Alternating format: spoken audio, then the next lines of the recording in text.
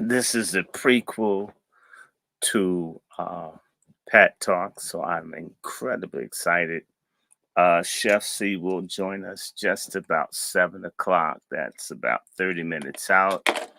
Haven't seen y'all all week long. Of course, I'm taking it easy, so if I look rested, I have been resting. 2 deaths. There's always something crazy going on. This ever since mandated medicine, lots of people have been dying everywhere. Dying, dying, dying, and nobody seems to know why. Yeah, I was lied to. And I said, I know I use improper English. I said, y'all was lied to. And y'all was. Y'all was lied to. We were lied to. We were lied to. We were lied to. We were lied to. We're being lied to. 24/7, we're being lied to. I can bring this down some. Huh. Why I didn't know I could zoom a little bit. I don't zoom too much. You can see the hair on my nose. Okay. This has been a fascinating week. In fact, this first week of February, this is going to be the last really calm week. It's going to be crazy from next week onward. It's gonna be crazier and crazier and crazier and crazier every week from here on out, for the simple fact that the election thing is heading. Lots of things unraveling. People are reacting to crime. This week, something kind of crazy happened. It's called the Bowser Pinto Bill. So they have this really nasty, fascistic law they're working on that's designed to brutalize Black DC. It's always a thing for crime. They're not doing anything about the illegals. No jobs for the people that are from here, reduced benefits, all of that. They're going to start passing very harsh laws and policies across the country targeted at Black people, done heavily by Black Democrat mayors, the kind of people you vote for, the kind of people you swear are better. I'm not trying to tell you that the Republicans are great, because Republicans are not great. The Republicans are politicians too. But you expect nothing from them. And you don't get anything. You expect and are promised much by Democrats, and they don't do anything. And what they promise you will help you kill babies. Yep, we need boys and women's sports. We need men and women's restrooms. You need to get your things cut off. We need open borders. We need to reallocate the social safety net benefits to people in the country unlawfully. Yeah, isn't that a great package for you? And that's great. A lot of, I think that this is the last really calm week, and I mean that. We're going to have a very, very, very, very tough, tough 2024. Increasingly, one February, the coldest month in the year for many places. So things are going to be kind of chilly. But once February is half over, it just means it's 2 weeks to March. Within the second week of March, you have Super Tuesday. It's definitive who's going to be running in pretty much both parties. Nikki Haley, by the 28th of February, she will be. You really think she can beat Trump in South Carolina? She can't. She's 30, 35 points behind. But the more important news, which is why we want to call today's show uh, Mission Impossible, Black Female Accountability, is what no one's going to try to explain to you, and I'm going to, is that it's no surprise to me that the white woman whose son killed those children up in Michigan, I think 4 kids got shot to death by a gun she bought, that she got 10 years. They're holding the parent accountable. What I want to make clear to you is that if they'll lock a white woman up for what her child has done for 10 years, get ready to see a mass incarceration of black mothers. The sorry ass, I don't need no man, black mothers. You're about to see these hoes get bounced down to prison. How you doing, Sister Devin? White man to you. You're going to see people. Oh, thank you, Jarrell. And hi, Mark. Good evening. You're going to see a lot of women sent to prison. Black women. They're building new jails. They're being built for you, black women. They're building jails. And it happened under Biden. You guys voted for him. 94, 96%. You voted for Joe Biden. And under the Joe Biden administration, which is really run by Obama apparatchiks, someone that you gave 97% of your ballots to, they are now beginning to create the laws across the country. And they're creating the precedent to lock up black women pretty much the same way that black men were locked up. No one put that news analysis in. Nobody's telling you black women. I know black men ain't nothing. Black men ain't this, black men, black. Okay. You're no longer needed. You're no longer needed. And as a black man, I can tell you what it's like to not be needed in the economy. To even have black men and even more often black women within hiring and employment situations exclude you. You're now about to see black women increasingly be locked up. It's a slippery slope, but it's there.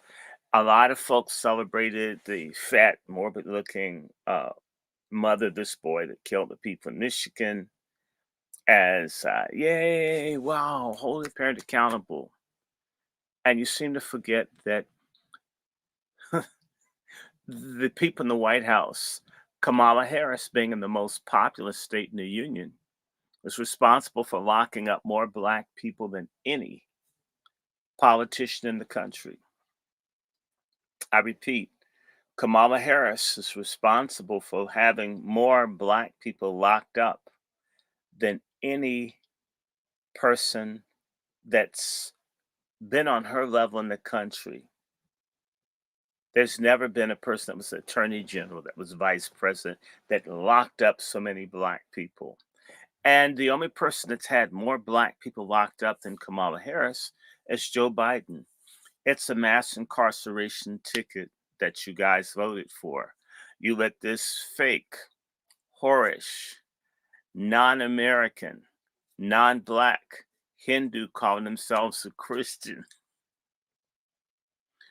whose biggest thing they're doing now is trying to encourage you to kill babies, and you call yourself a Christian.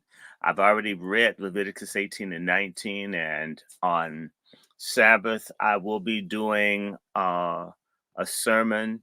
I'm trying to think of which one, because I'm still dealing with black men, of whether I'm going to talk about, well, we did loose sticks, sink ships. The next one, yeah, the next one I want to do is, if your baby you destroy, you're a gay decoy. And to show that there's a link between the LGBTQ, sodomite, gay, gender dysphoria stuff, and baby killing. And to say to black men, when you let your children get killed because you dodged the bullet, you don't have to be a father. You ducked it, so you think you may have ducked it in the physical, you may have ducked it in terms of having that baby murdered and not doing anything. Well, that's on her. But the human sacrifice of that baby, which is what it was, um, feeds the demonic spirit that fuels the ecology of sexual degeneracy, in particular, same sex confusion. So, if you wonder why so many people are confused in our community, you've provided the dead children, your aborted babies, their spirits, their blood, their flesh has fueled degeneracy and social decline. And so all the folks who think they got over, like a brother from New Jersey who got angry because I felt abortion is like awful, just terrible. Well, I had six. And it's almost like he was proud. He had six of his children destroyed. Six. Well, I wasn't ready. If you weren't ready, shouldn't have stuck nothing in anybody. So we're going to be talking about male irresponsibility on Sabbath. I'll put it up. It'll be put up Sabbath by 5, 6 o'clock. I shouldn't take that long. I can just do one topic, and I'm going to point it directly to black men that having these babies killed, thinking, pressing her, hey, my, how I know? How I know what you did? How I know? I mean, that could be anybody. That could be Santa Claus kid. I don't think you just give him cookies and milk, right? And so your baby gets slaughtered, and man, I was just, my dick was a little thirsty. And then act like you don't know the lady. Well, I know you've been with other people other than me. I know you've been with other people than me because, I mean, your bed don't creak when we was on it. It was like I could tell. Right.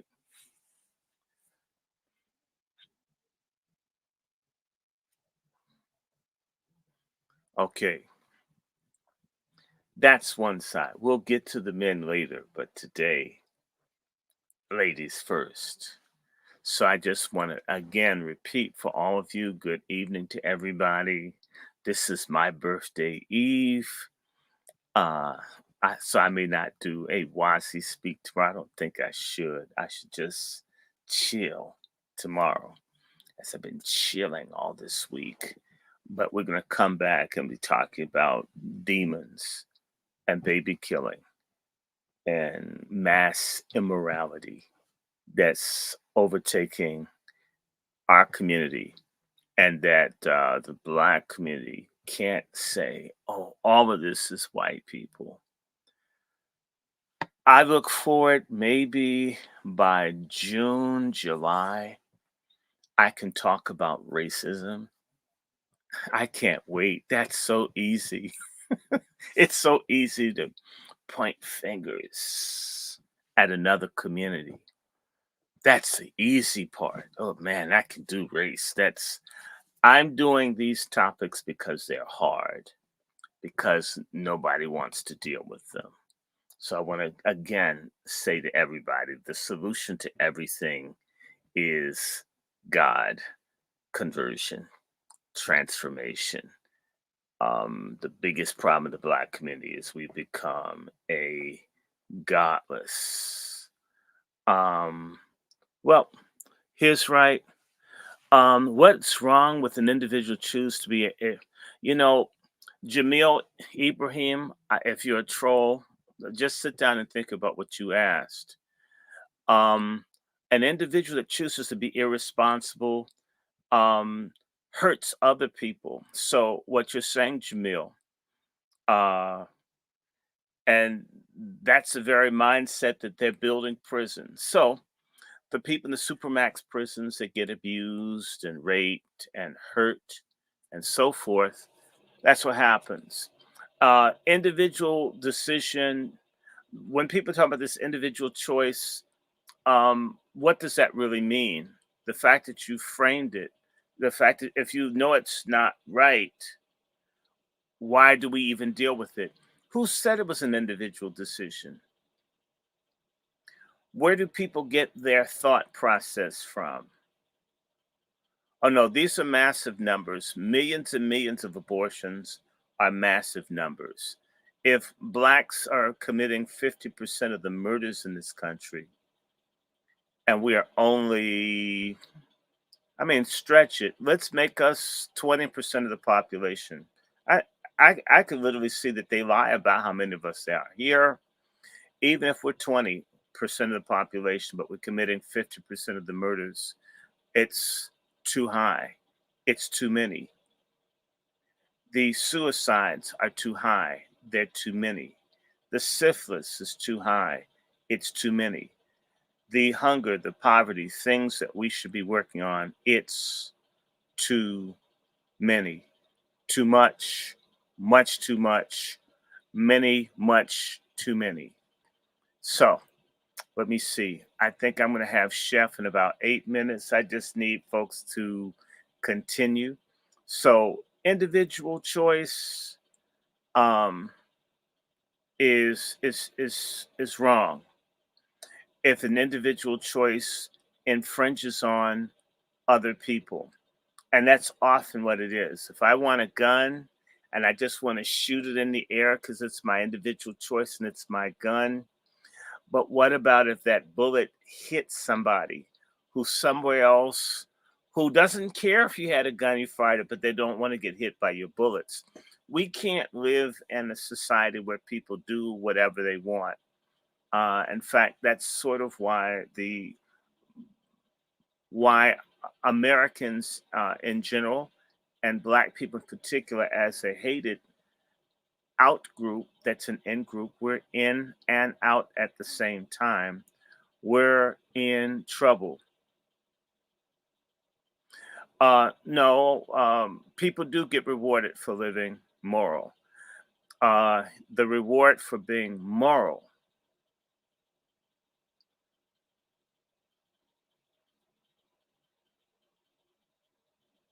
No, I'm a Christian, so I believe in Jesus Christ.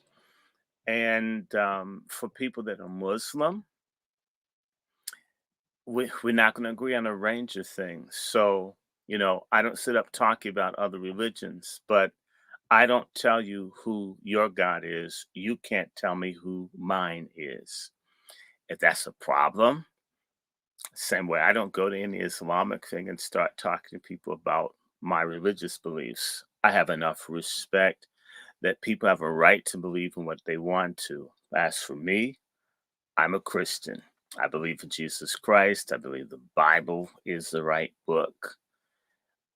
And it is the only true path to salvation. Person has a problem with that.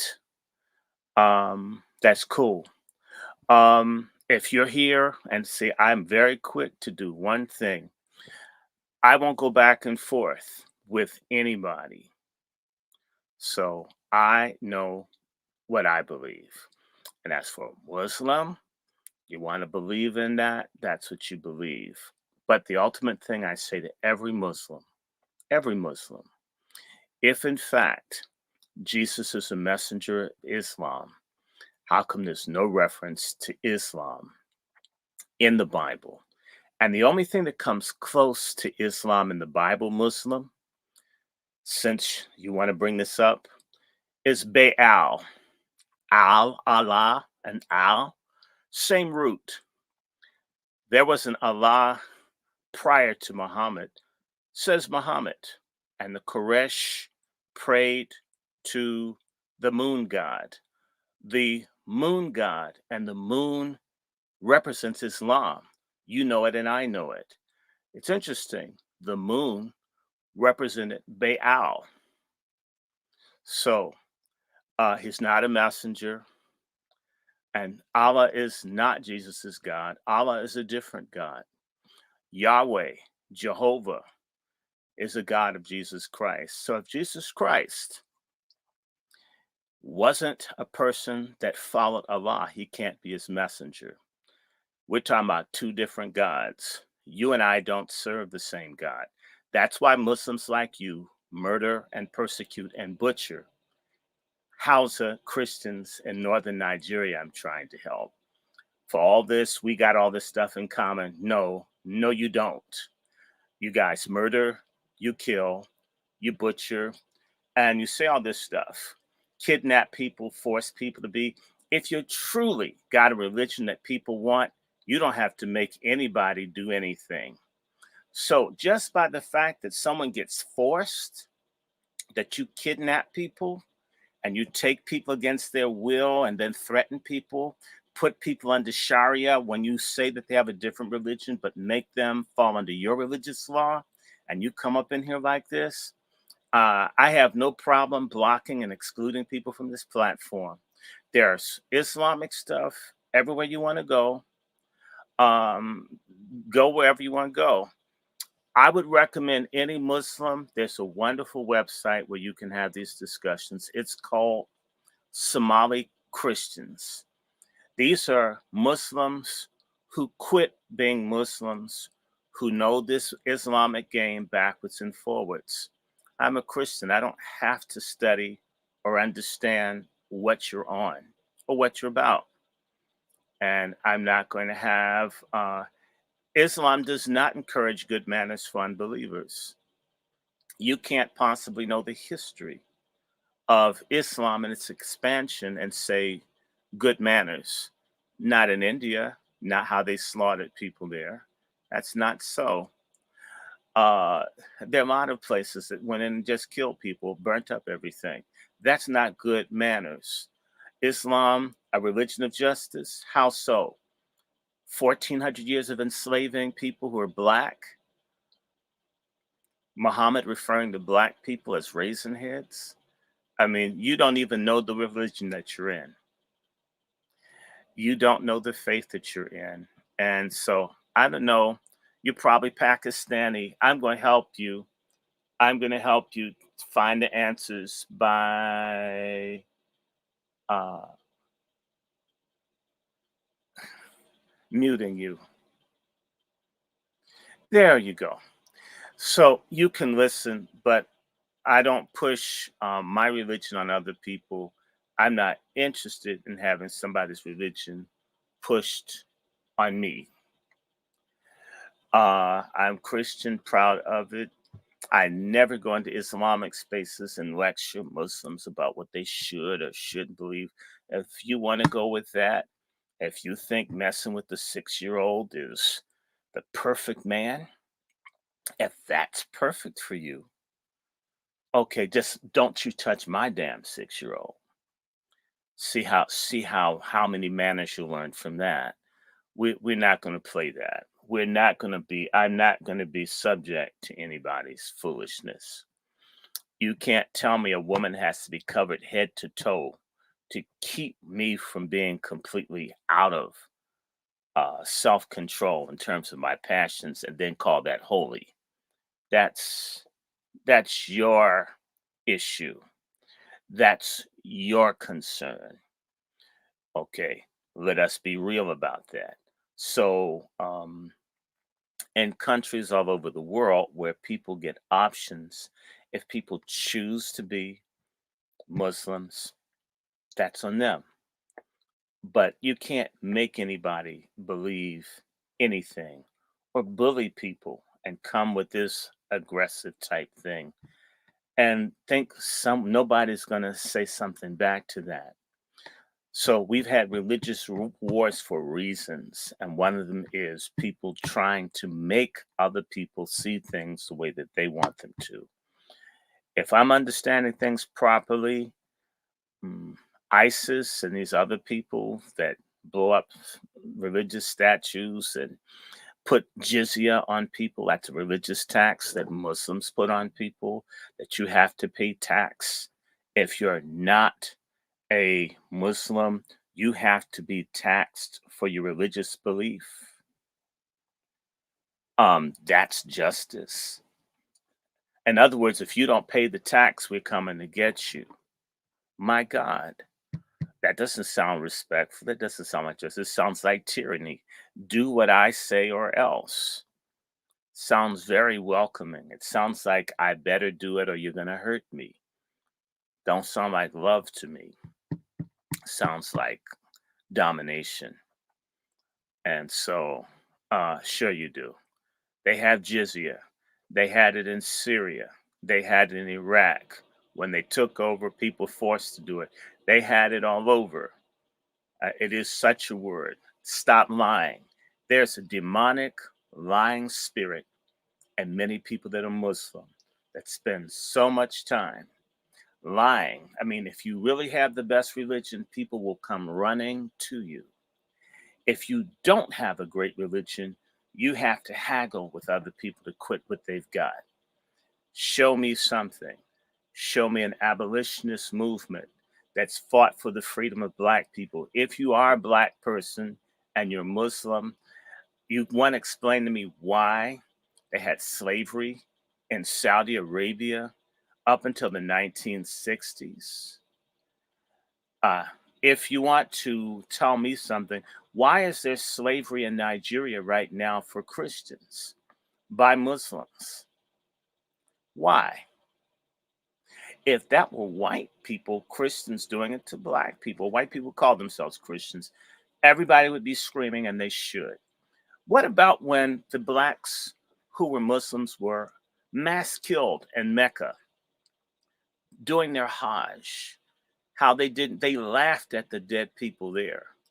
Had that happened in Jerusalem to Black Christians and they could put that on Jews, oh my God, the whole world. Okay, well, someone said there's slavery in Saudi Arabia. Of course, but I'm talking about officially. Slavery was ended in 1962 in Saudi Arabia. Slavery was officially ended for Blacks in Mauritania in 1989. And that's like the first time. It's not the first time. They did in the 60s and they keep doing it. You've got slavery going on in Libya right now. Once the extreme Islamic folks took over Libya, Black slavery exploded. There's no comment. I've never seen any Black Muslim really stand strong about racism and Islam. You can get a Black Christian to say something about racism and Christianity here, now, and forever.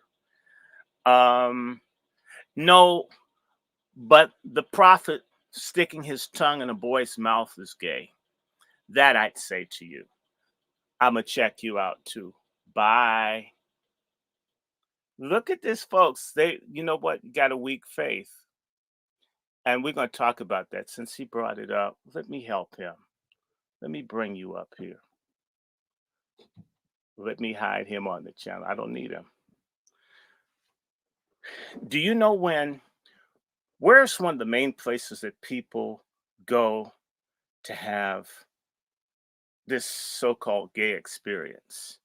It's called a Turkish bath. Where's Turkey? What's the dominant religion of Turkey?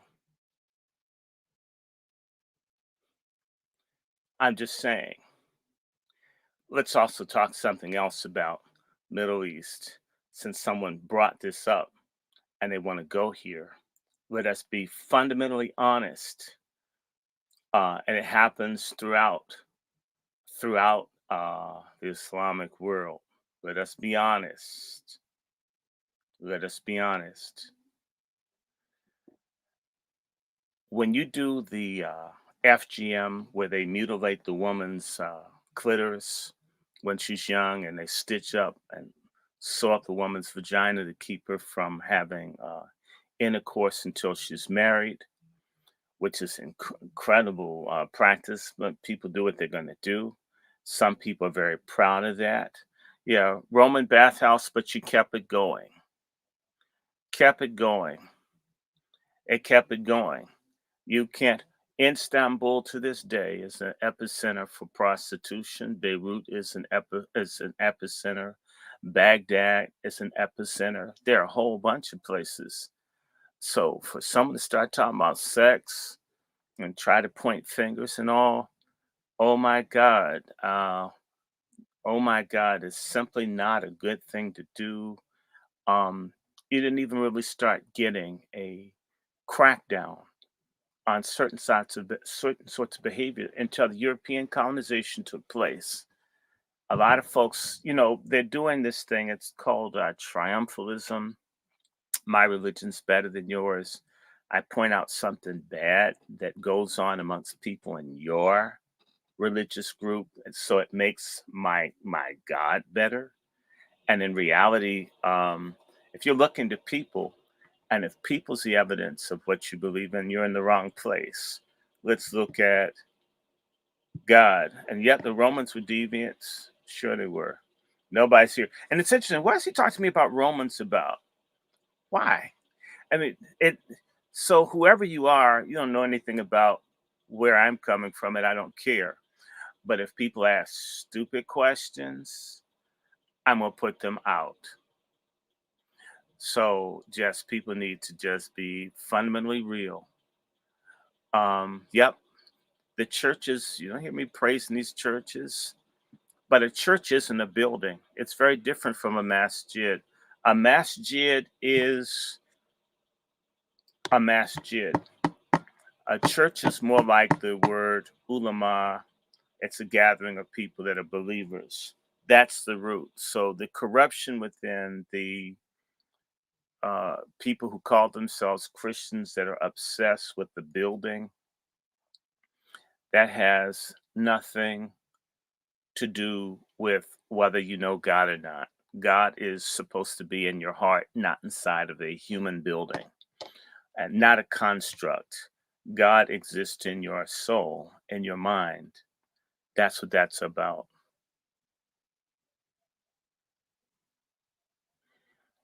So that's quite fascinating. So I don't really worry about it. Oh, these are I got a lot of Pakistanis on here, but that's okay. I will filter them out. I don't fear them. And so that's okay. We'll just keep filtering you out. We're going to keep doing what we do. I'm waiting for Chef C. And let me see. A lot of these people, that's okay. They can keep going. We're not worried about them. And that's kind of nice. If it's bothering somebody, grow up. Oh, look at this. I love this. Uh, it's projection. So let's just talk about, let me upset these people a little bit more. Do you know what happens for all these people asking these questions in the Middle East and Islamic countries? I'm going to just go here. Um, I had a Muslim friend who was saying to me, the biggest problem that I find is that there's no virginity in the West. And I said to him, "What do you mean, no virginity in the West?" Well, they're just everybody's a whore in the Western countries. We have virginity in Islamic countries. And I says, "Well, virginity, how? Are you saying you mean penetration in the vagina? Or are you gonna be honest with me that you Islamic guys and other people get around these restrictions by having lots of anal sex with men and women until you get married?" Oh, yes, you do. And so, yeah, this obsession with gayness and all that. I mean, well, it goes with the culture. If you lock women up from males from long periods of time when they're young, I'm not saying people should be involved before they're married. Things happen. So that's how that goes. That's how that goes. So let's see him anxious. We'll see you. We'll see you guys later. And look it up, research. I think I got Chef C here. He's here just a little behind. Hey, Brother Michael, how is everybody? And so yeah, what am I saying is that the Bible says all have sinned and come short of the glory of God. That's everybody everywhere. So if someone wants to talk about something in America or any place else, and I'm certain you got confusion here, you got that there. So I absolutely done. Here comes my guy. I will be seeing you guys a little later.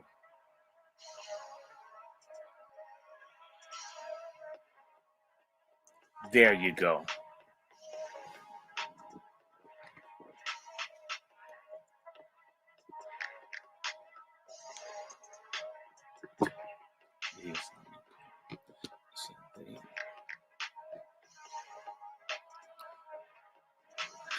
We're about to go live here.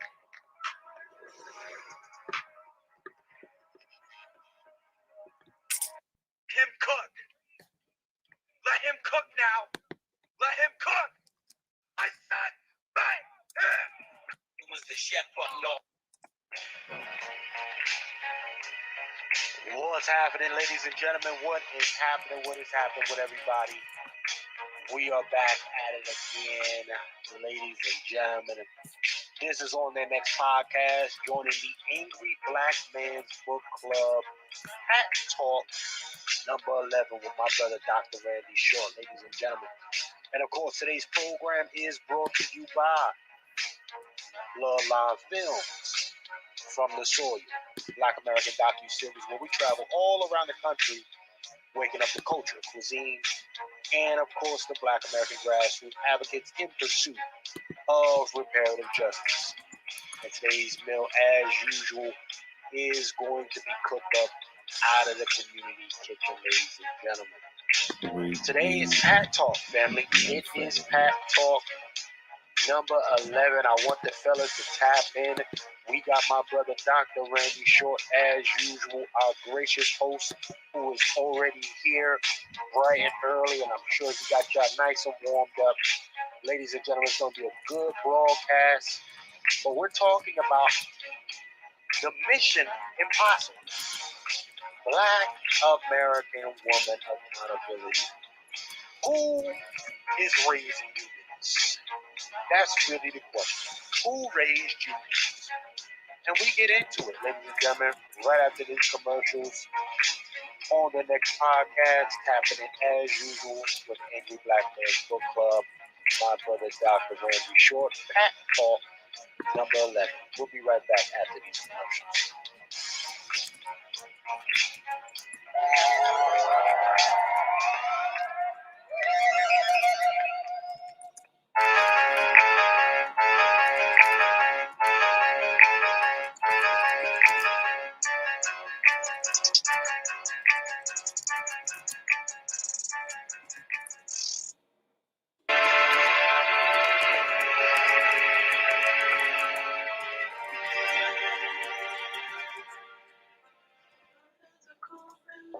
I've been all over the world.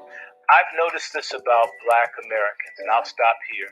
We have more people trying to turn us around than I've seen for any other group anywhere in the world relative to what our situation is. That you got teachers, you got people that will just do something. If they find out you're legit, just help you because they want to see Black folks make it. We do have this. This is lacking in other places, I can assure you. But you know what? Our desire to save people cannot be greater than people's desire to be saved and to help. So the people that do not want it, let them go. Jesus said, let the dead bury the dead. I sure get it nowadays.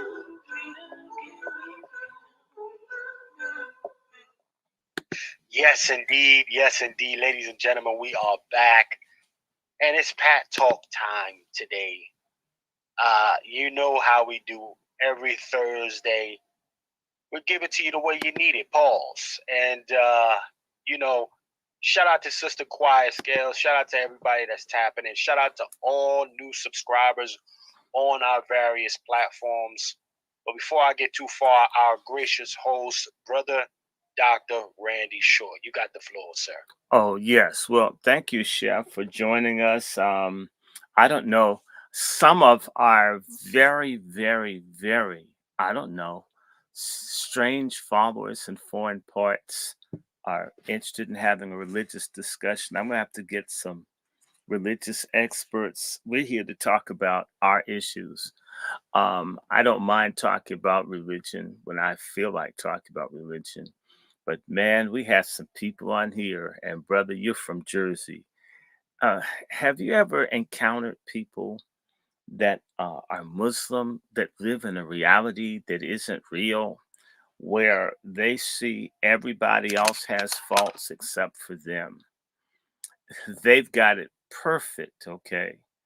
If I told you today was a funeral for one of my cousins that was Muslim, and I was talking to this woman, woman, I think you know her. She was a very prominent black woman, Muslim journalist in New Jersey, and I'm not remembering her name, but I know you know who I'm talking about because she'd be on TV all the time. Rahim is the last name. I'm forgetting her first name. And I had no idea that my uncle, Achman, had been interested in her being his second wife to be the third wheel in his marriage to my aunt. Okay, see what I'm saying? They were up in Jersey rolling like that with multiple wives and all. But you know, it's completely illegal in America. I'm not pointing my hands at anybody. I'm not saying, I actually think there's got to be something that can be done, but you know, you're not supposed to have two wives in America. You know, a lot of Muslims have as many wives as they feel like having. Uh, you know that's true. You're in Jersey, you know these people have multiple wives who do what they want to do. But yet, yet you'll tell me that the Muslim community is the most law abiding. Well, if the law of the land says just one wife, one man, you've got three, four, five, six, seven wives, one man, right? And social services is taking care of your children, and yet you're an upright, upstanding man, right? And you'll criticize the man that's married to one woman that's struggling or actually is behind in his child support with this one ex-wife or whatever, and yet the state and everybody's taking care of you, providing housing for you, stamps, everything for you, and you've got a multiplicity of names. Am I lying, Chef, about people of like they're people I'm related to? I didn't know who they were because I was told one name and then it's not the name I've been told all these years. So there's an Islamic name, there's the original name, there's an African name. I'm not saying what people can or cannot do, but I'm like, you're no more law abiding than the other people. In fact, I'm not trying to say this for everybody, but in many ways, the Islamic faith is, for many people, it's a jailhouse faith. I'm not saying that's how it is, but that's how a lot of people come to Islam is that they're mass incarcerated. And there's some deal. If you don't let people, if you don't want to get raped, if you're Muslim, it's asshole insurance. Whereas I don't want anyone to do anything to me, so I can understand the need to want to be protected. And to me, that's sheer pragmatism. I get it. But on the other hand, um, that's very different from when somebody has some understanding of a faith and they come in and they're not in a place where essentially it's join or get raped. That's a hell of a motivating factor for me to join a religion. I'm not even putting the religion down. I'm only saying that it's interesting. Seems as if I had numbers in prison and I was really about what's good and what's right, I would say no to rape in prison across the board. You don't have to be in the same group as me, and I won't want anyone getting raped. To get where I'm coming from? but you got to join us to get the warranty on your asshole if you're in lockup. You get me? Things like this that I say, this is very interesting. By the way, I didn't blame anybody for raping anyone because people are very touchy about this religion thing. That they will hear and ascribe that you've attacked someone, or that I didn't say anything about anyone's belief. I only said how that belief is applied. The other thing I would say is that if anyone wants to, someone brought up this thing about sexuality and all, and I'm thinking, there's no way if you live in a country like Egypt. Remember, they had the big protests, the Right. Arab Spring. Do you know one of the reasons they had the Arab Spring that they don't advertise too much? That was the men. The economy is so bad in Egypt and in other places until the men can't get married, can't, can't afford to, can't start their lives. Okay, people think it's just happening in America. It happens in the Middle East. So, what do you think people do once of an age where you uh, have a sexual appetite or need? You're going to have sex, don't you? See, they'd have you think throughout the Middle East, where there's Islam, there is no promiscuity. Just everybody's living decently. Everyone, not one person's having sex outside of marriage. Everybody's doing what they're supposed to do, right? And my friend, you really mean to tell me out of say 400 million Arabs, people under the very strict, that everybody's waiting until they got married to get some sex? Everybody married is only sleeping with the person that they're married to. Do you really believe that? Do you, brother? Or do you think that somebody dips? Um, do you think people dip because things like mutas? A lot of people, when we get sold this Islam, and I studied Islam a little bit, I found it fascinating. What I learned in terms of from serious Islamic historians and all sounded pretty interesting as a religion. But if you ever get into some of the hadith and the teachings and the explanations and for some of that stuff is as far out as it goes. I'll give you a simple example. If I'm horny, I just really need to get me some sex. I don't All I need to do is have a muta.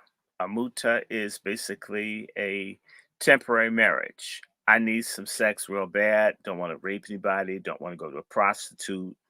So I go, I get an imam, and I have a marriage. Me and this woman screw until my nuts fall off. I'm like, phew, like putting dry ice on your balls.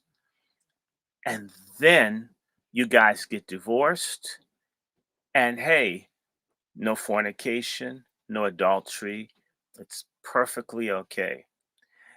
And so imagine this, sir. You could have 100 mutas in your lifetime, and that would be perfectly within the rules. That's not prostitution.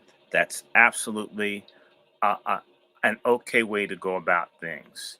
Now, to me, to have this kind of situation, you want to tell me about Western society?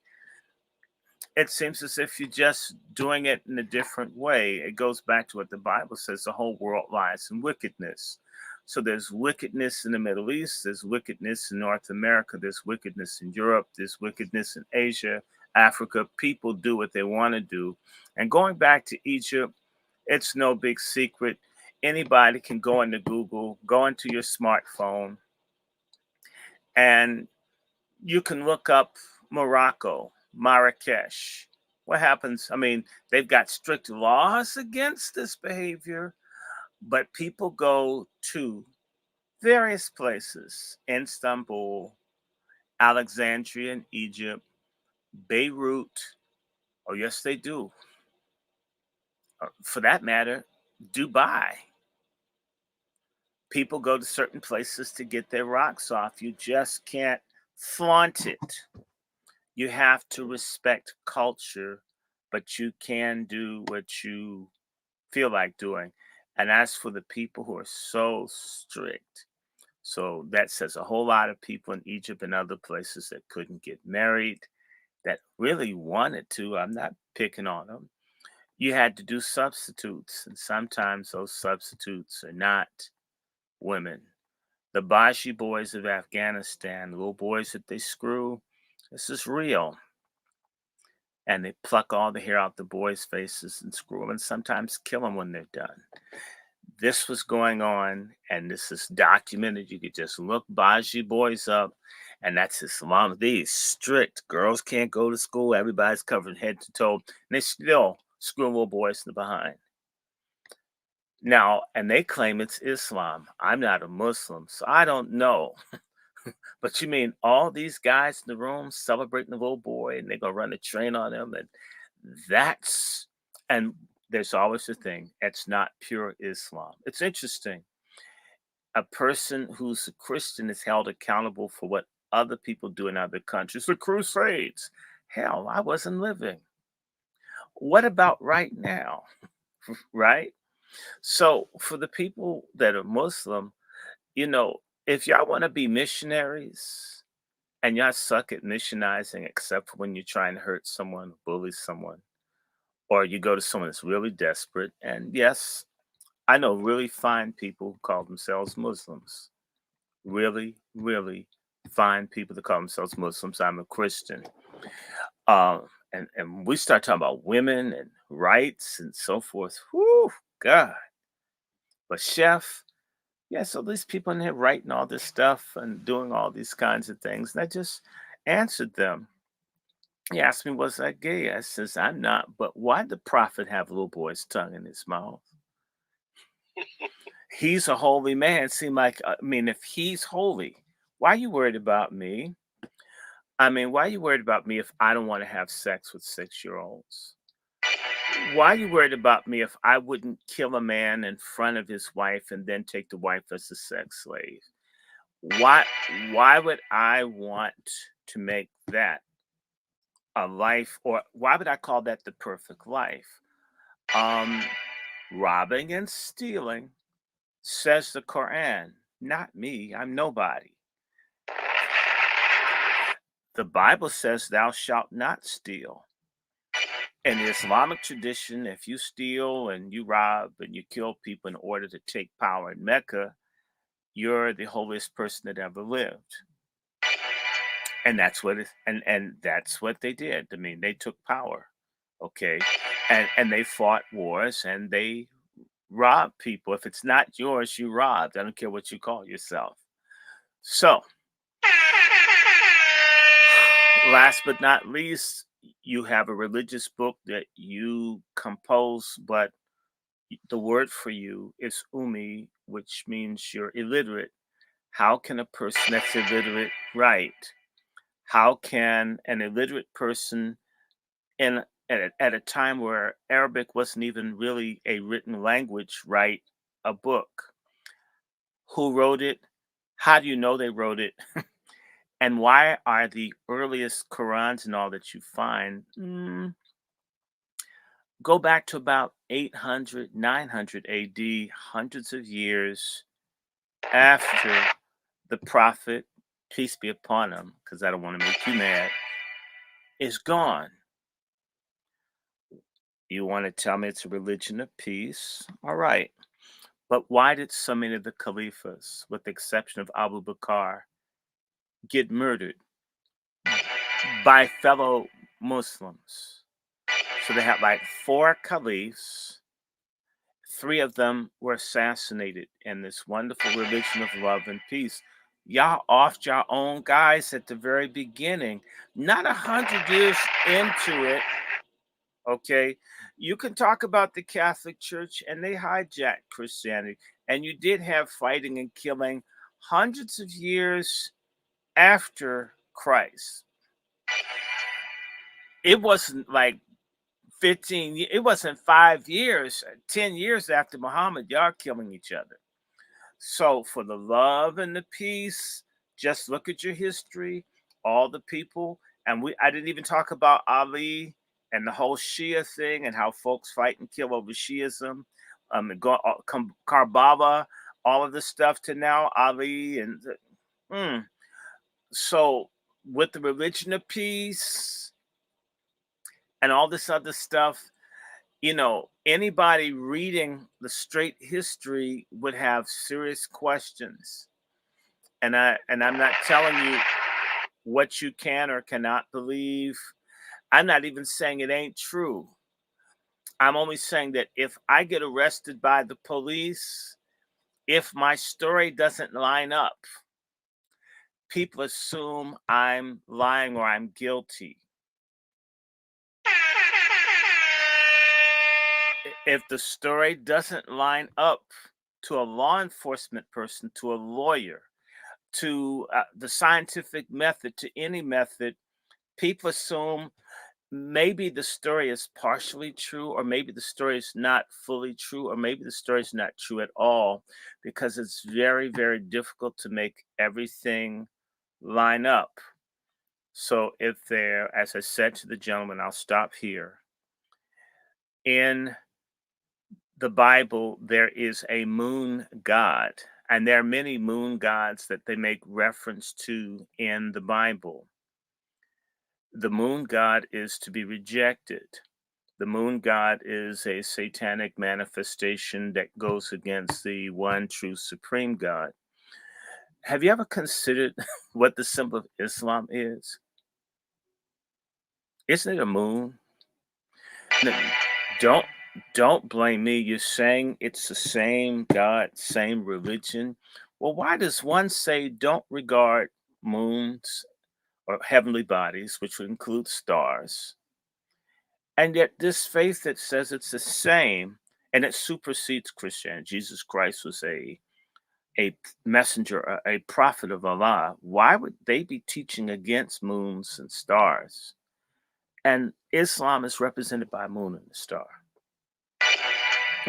Just asking. I'll be right back. Give me 1 second. Most definitely, brother Dr. Short. My Negro. I see the Negro is in the building right now, sir. Brother Negro, are you there, sir? The Negro, are you there? Alrighty, the Negro's not there for now. But ladies and gentlemen, today's question and subject matter for today. Peace to Sister DW, back in the building. Peace to Sister DW, y'all. Today's question, family. We're asking a question. Black woman accountability. Is it a mission impossible? Women, we got to make it make sense right now. If women are the progenitors of culture, the teachers of culture, then are they failing on the job? Have they failed on the job? And it's almost, listen, given that a lot of these psychopaths, maniacs, are coming from single family households, okay, are they then void of any responsibility for creating the maniacs that supposedly drive this country crazy? I'm just asking a question. Let me see what's happening in this chat. I'm just asking a question, y'all. Are women void of accountability? Black American women void of accountability, ladies and gentlemen. Women teach the culture, men enforce it. So, when you have a woman who isn't secure or even confident or have the tools in that space to be the progenitor, the gatekeeper of the culture, right? Then what do you have? You have a chaotic environment, pushed off of nothing but emotional materialism stuff. I'm just saying, what are we looking at here? We got we got a chick that's popping her ass on a damn in a hospital. You got chicks now that are pregnant on a stage is popping their coochie. We got to make it make sense, y'all. We got chicks on the stage popping that cooch while they're pregnant. Is that the image we want? Look at these ladies that we have in this thumbnail here. All right? You got your girl Nimrata over there. Does she reflect black women? No. I'm going to make sure I make that differentiation right now. Kamala Harris. Does she have more semen to supply a sperm bank? Then we're talking about Fannie Hay. It ain't tricking if you got it. Fannie Willis. It ain't tricking if you got it, brother. Sure. Well, why not say it takes a licking and keeps on tricking? You're back, brother. I didn't hear you. Go ahead. What about saying she takes a licking and keeps on tricking? Listen, brother Shaw, we asking the question today. Black woman accountability. Well, there's no such thing. Feminism, basically, there's no such thing as female accountability. Everything is empowerment. Everything is woman goddess. Everything is woman's intuition. And it's women's time. And any rule that you set down because it's you and it came from you, it's patriarchy. Anything you think, everything you say, because you're a man, it's sexist, it's repressive against women.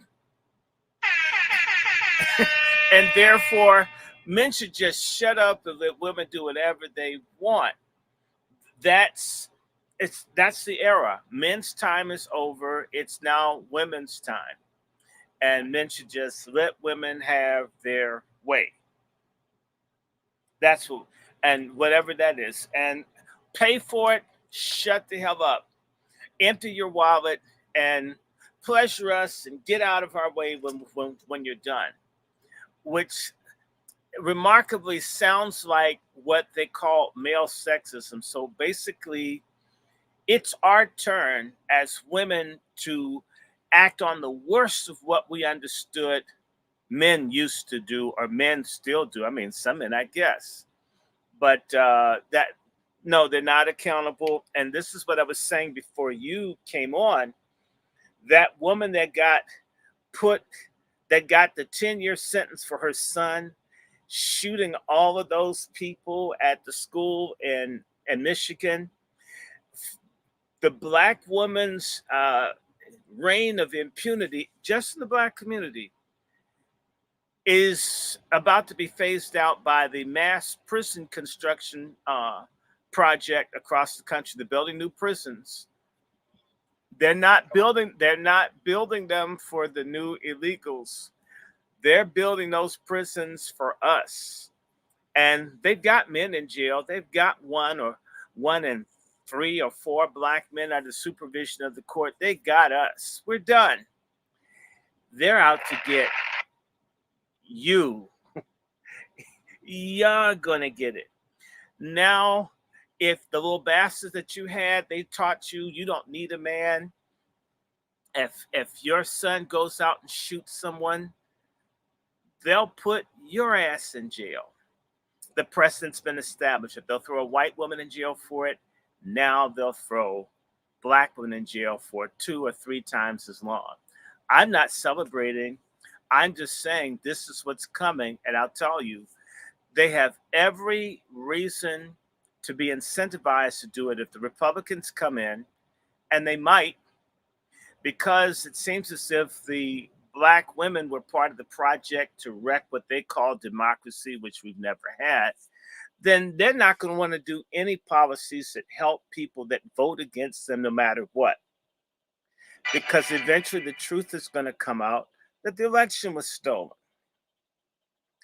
And they're going to look and say, who were the main people that stole or helped cover up the steal? And let me share something with you. Everybody hates to come down on their own. Same way we black people would rather point our finger at white people for our problems are than look at ourselves. Then all these other groups are going to form a consensus because they don't want to say, well, we did it too or whatever. And you know what they're going to do? They're going to point their finger and say, it's those black women. I'm just telling you, as a black man, don't you know what that means, Chef? Something bad happens, everyone's pointing. Everyone knows it's not you, but they don't want to come down on each other so that it's easier to blame the black man that's around for it. They're now going to begin to give black women real black treatment. They modified it. There's a project to break up the black family. I want to give you guys a tambourine shake. You guys you've been A students in helping direct your own community for white supremacy. And now they're going to reward you with mass incarceration like black men. That's how it works. Sure. That's what's coming. And we black men didn't do it. We're not responsible. I tell you what, Brother Shaw, before you go too far, okay, you know it is tradition, sir. This is Pat Talk. Oh, yes, sir. We have I got my oil. Yeah, you go, sir. Yes, sir. Libations. Oh, yes, we got to do our cross. Did y'all do your cross? I'm going to show you how to do it. Now watch. You come down. Hey, hold on, Brother Shaw. Let me zoom. Yeah, Brother Engagement. What's happening? Hey, Brother Chef. Hey, how's it going, Dr. Short? I got some data to support what you're talking about from the Women Incarceration Project. Mm-hmm. I'm talking specifically about the black women numbers rising, and also is double when it comes to black and white. Black women are double that. Mm-hmm. I'm going to send it to you. Do me a favor, though. Hold that until we come back off the moment of silence for our honorable. No, we have to bless our patriarch. And yeah, my bad. Then we'll get into that. Let's pull it up. Hold on, let me put a K on my forehead. There you go. Yes, put the K on your forehead. K. Yes. He anointeth my head with oil. My passport cup overfloweth. Surely submission and mercy shall follow me all the days of my patriarch life, and I will dwell in the house of patriarchs forever. Kevin. Oh, I got to do my cross. All right, 5 seconds, sir, and then we get into that.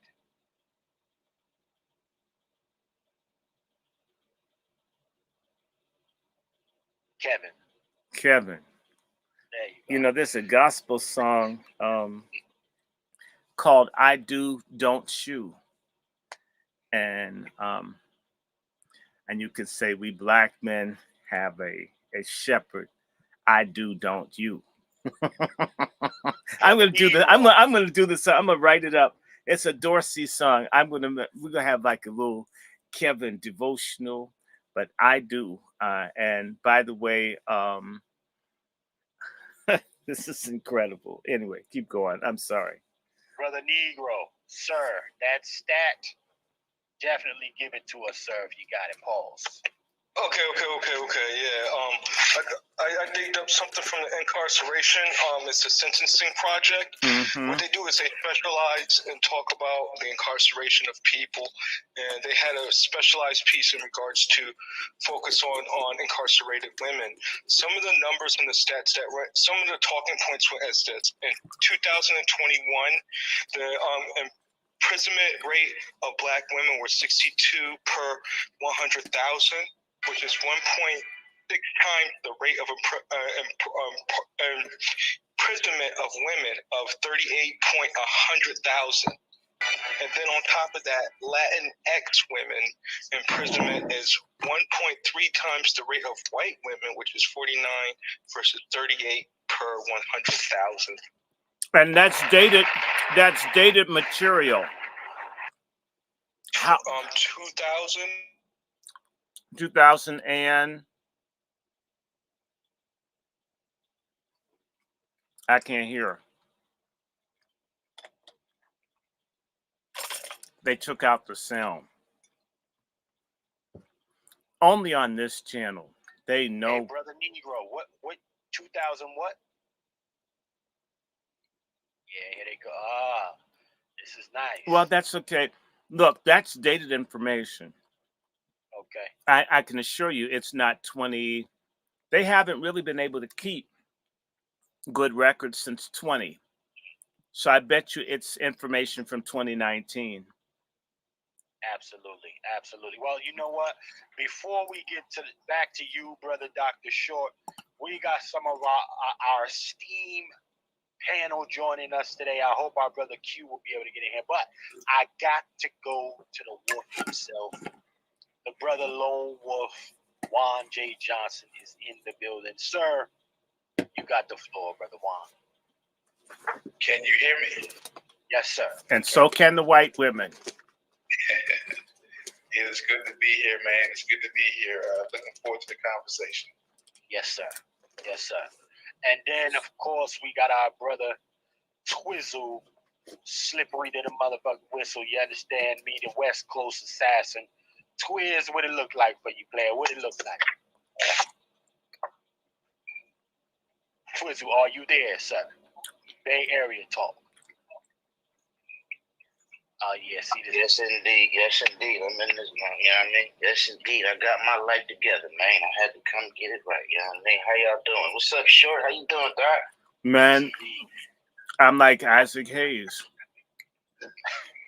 Yes, indeed. It gets no better. It gets no cooler. You understand? But I'm here, Chef. You know what I mean? I'm just getting my zooms and whams ready. So, you know, I'll be ready in a minute.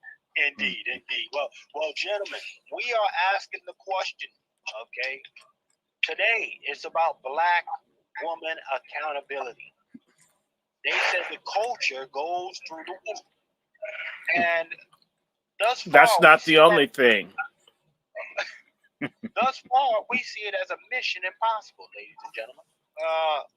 Unfortunately, it appears to be a mission impossible.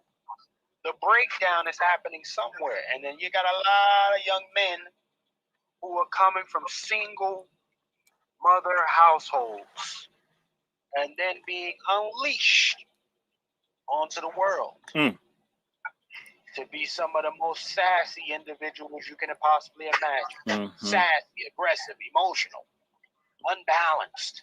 Okay? Kevin. So when we're talking about Black woman accountability, do you think that it's something that we would see in the next 5 years to come, gentlemen? I'm gonna go back to my brother Dr. Short, and then we'll slide to the wolf. Well, you know, Kevin knows, frankly, but all I can tell you is that there exists a program and a project to control and pacify and beat down Black Americans. And the path of least resistance, even for the Black Panther Party, came through using women. And it's the same thing as the plantation system. I can just tell you, I don't care which avenue I've worked at, I've been involved with 3 of the major political parties: the Greens, the Republicans, the Democrats. I've even dealt with some independent type groups, but ultimately what I found to be true for all of them is that there was a policy that, and I even add the Coon Church, that the things tend to be in the hands, with the exception of the very, very apex of the things, tend to be in the hands of sisters, and you had to go through sisters for everything. There's nothing more male dominated and patriarchal than the Republican Party, I can assure you. And white men in Georgia, I think for the Republican Committee for Georgia, there wasn't even a white woman, not one white woman out of all these white men on the top leadership. That's how white men roll. However, try to get involved, and the first thing they point you to is there's always typically either a compromised, very unattractive, obese, not married to a black man type woman that you're always pointed to. If you want to get involved, they send you to a mannish or a sexually compromised black woman. And what she does is she rips out and it drives off anybody black and male with any promise. It's sort of like what happens in public schools. Any of you that went to public schools, I'll give an example, and this is what black female teachers did that no one talks about, because you know what? Black men, as a rule, we're some passive ass people. We accept, we're like hogs. We take slop. That's why fat women get called beautiful and queen. If you ever think about being in school, the black school, if you went to predominantly black school, if you ever look at your honor society, student government, it's overwhelmingly female and black. Almost, I'd say 60 to 70 to 80% female. There'd be a couple of males on the fringes. That's what we've been dealing with for the last, I'd say, 60 years. And no one really talks about the exclusion, the systematic exclusion that has been happening to black men, not just in the family, but everywhere else. And the erasure has been done by black females. If you were a student, if you were bright, a girl would get a higher grade than a boy if she was nice and sweet, like the teacher liked her to be. She didn't have to be smart, just be the most cooperative. So even the way as a people, what we see as smart or what's rewarded, we do the same thing that white society does. That is most passive and most submitted and most cooperative, the go along to get along, they're the ones that get. Anything that demonstrates what would be associated with men, assertion, drive, ability, determination, that's suppressed, which is why you'll see a lot of companies now, they're putting black women as head CEOs. And I could put a black man and he may argue with the white dude. He may stand up and challenge. And a white guy can't forgive a black man speaking back to him, but he can dismiss a woman speaking back to him because she's a freak. It's the same way that a lot of these black billionaires in the hip hop game, a lot of them are sex toys to white billionaires. They have a gang thug presence that they're presenting, that they're such tough guys. But, I have it on high account. There are a couple of GCP billionaires that top off our black hip hop billionaires.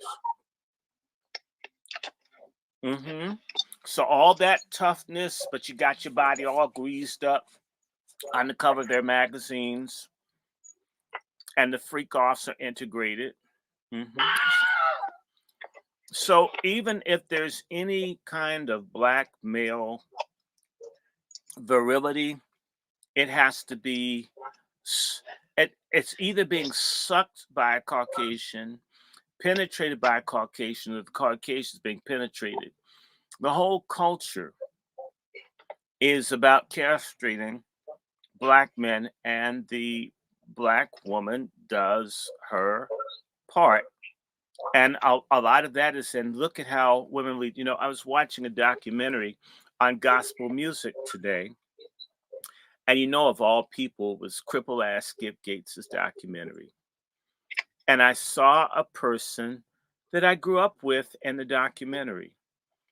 And it made me think about the fact that they had four girls and I believe one boy. and something happened to the boy. I don't know if the boy had an acid trip or something, but my impression was that the brother uh, was LGBTQ. Some crazy stuff had happened to him, and it was weird. I never asked because that wouldn't have been polite.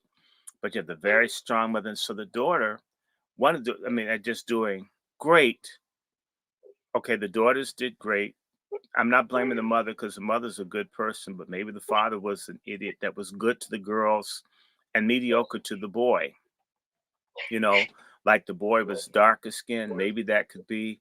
But I see this trend in the girls being given practically everything to develop, and the boys are told to make it.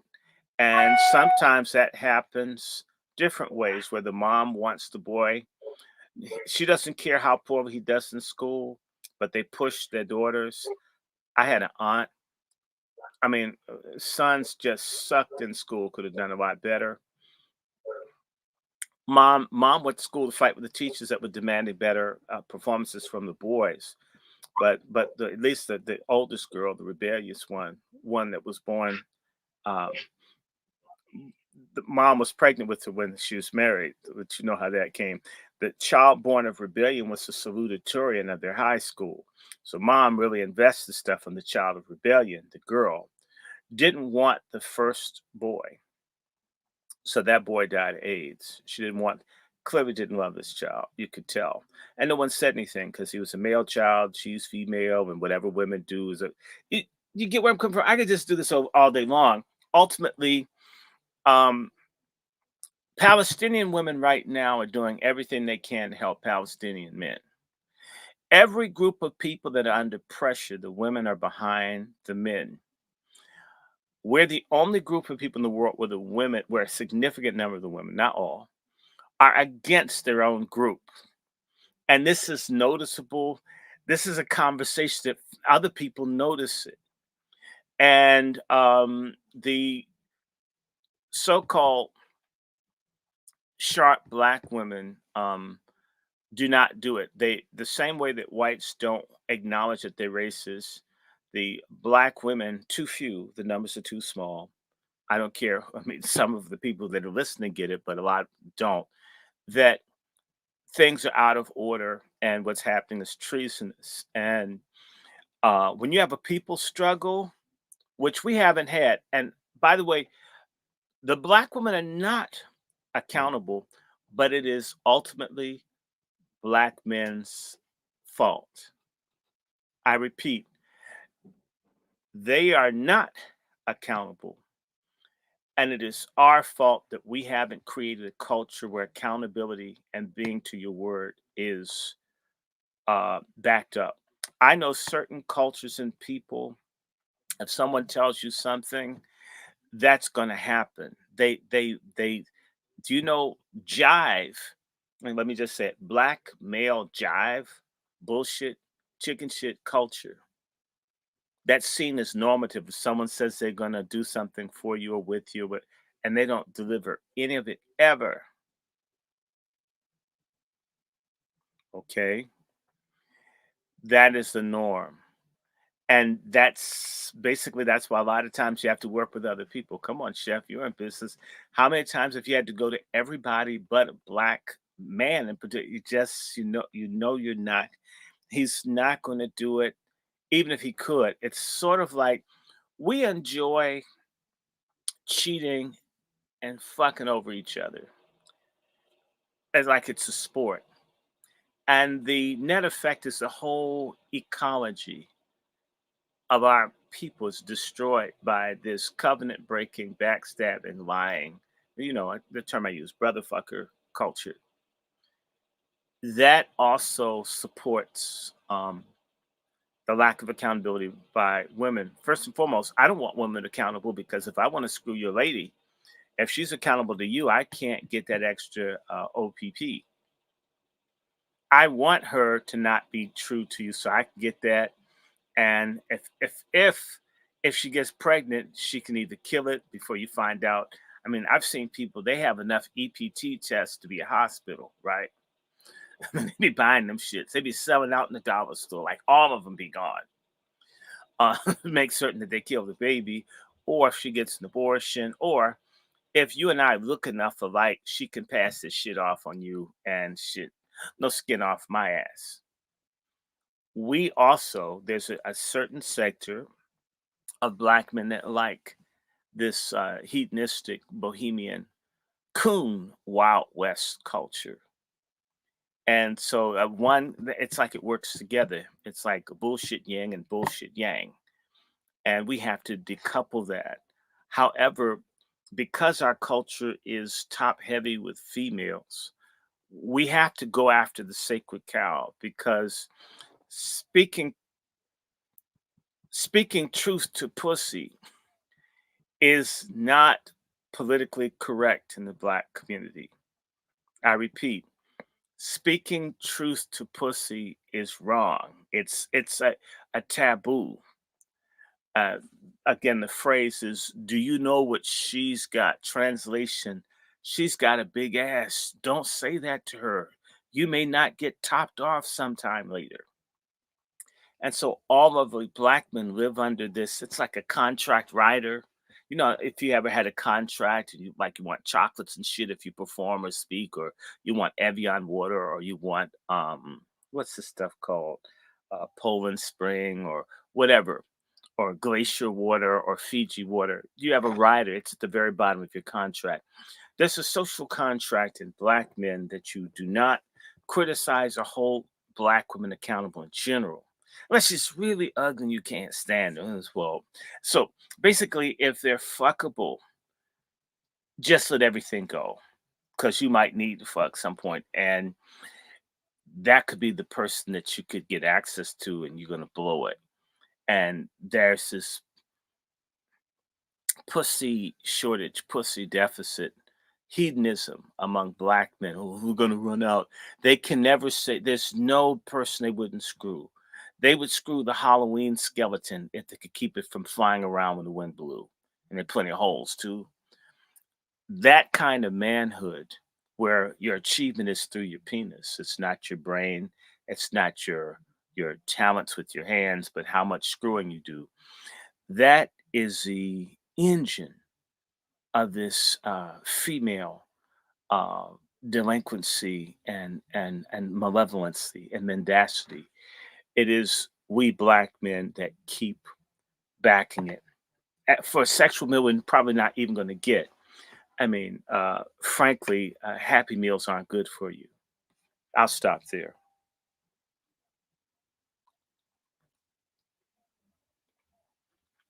Chef?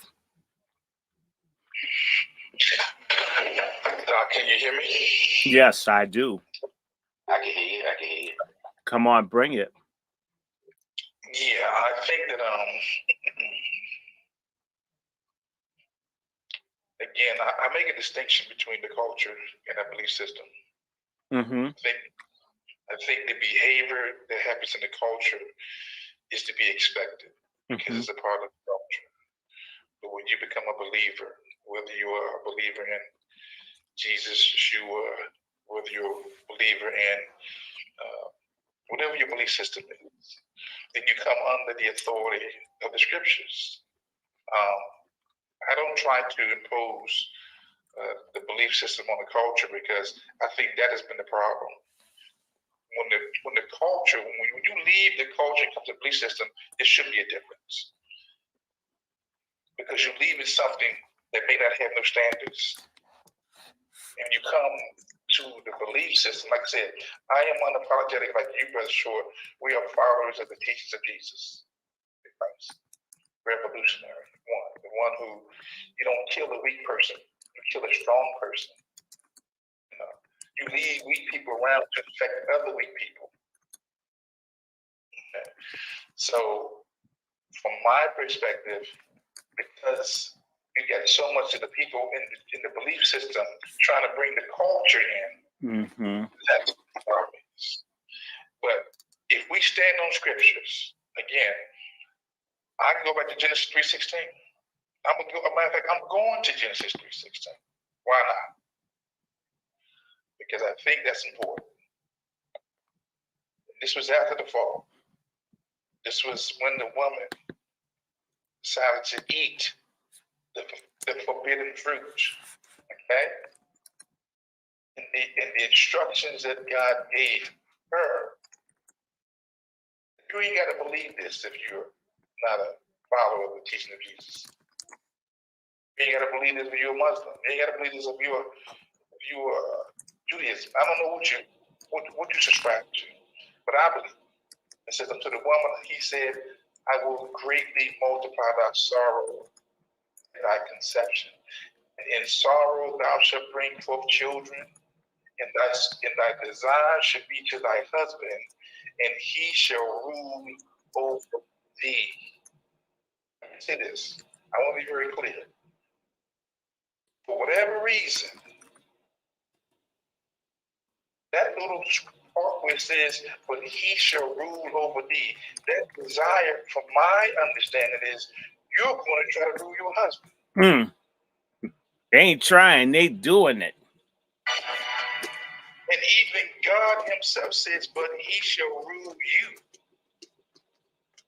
See, women look here, when they ate from that fruit, it made them smart. Too damn smart. Now, it made them dumb. It says proclaiming themselves wise. When you step out of God's order, you're stupid.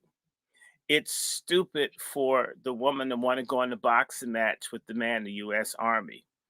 It's stupid for women to tolerate men who still have penises to compete as women in women's sports.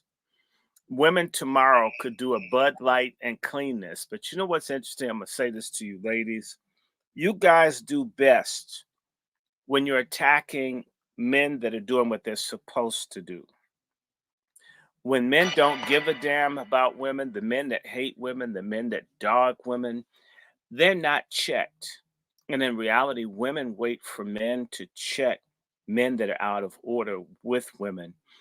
And it used to be, at least like in the old movies, where the hoe was tied to the railroad track and then waiting for a man to say that at least he showed up instead of letting the train cut her in half. Now the modern woman's too good to ask for help because she's equal. No, she ain't equal. She's a woman. She still needs the help. So, go on, keep going, brother. I'm sorry. Well, I think the reason why the women don't check them because the women spawn them. It's very difficult to check the thing you spawn. They cuddle these. They raise these out of order men. You're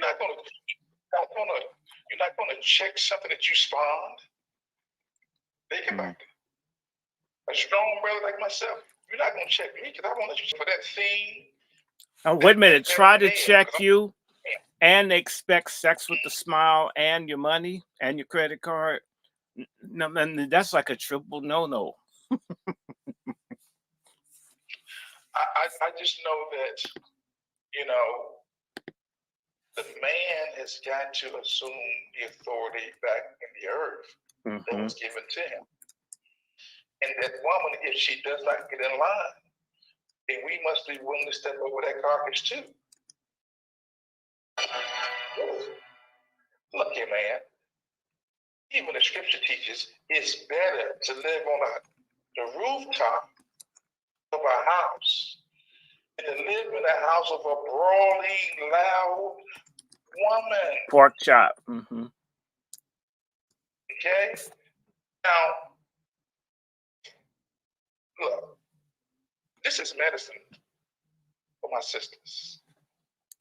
This is medicine because, again, a lot of the sisters are out of order. You know they're out of order.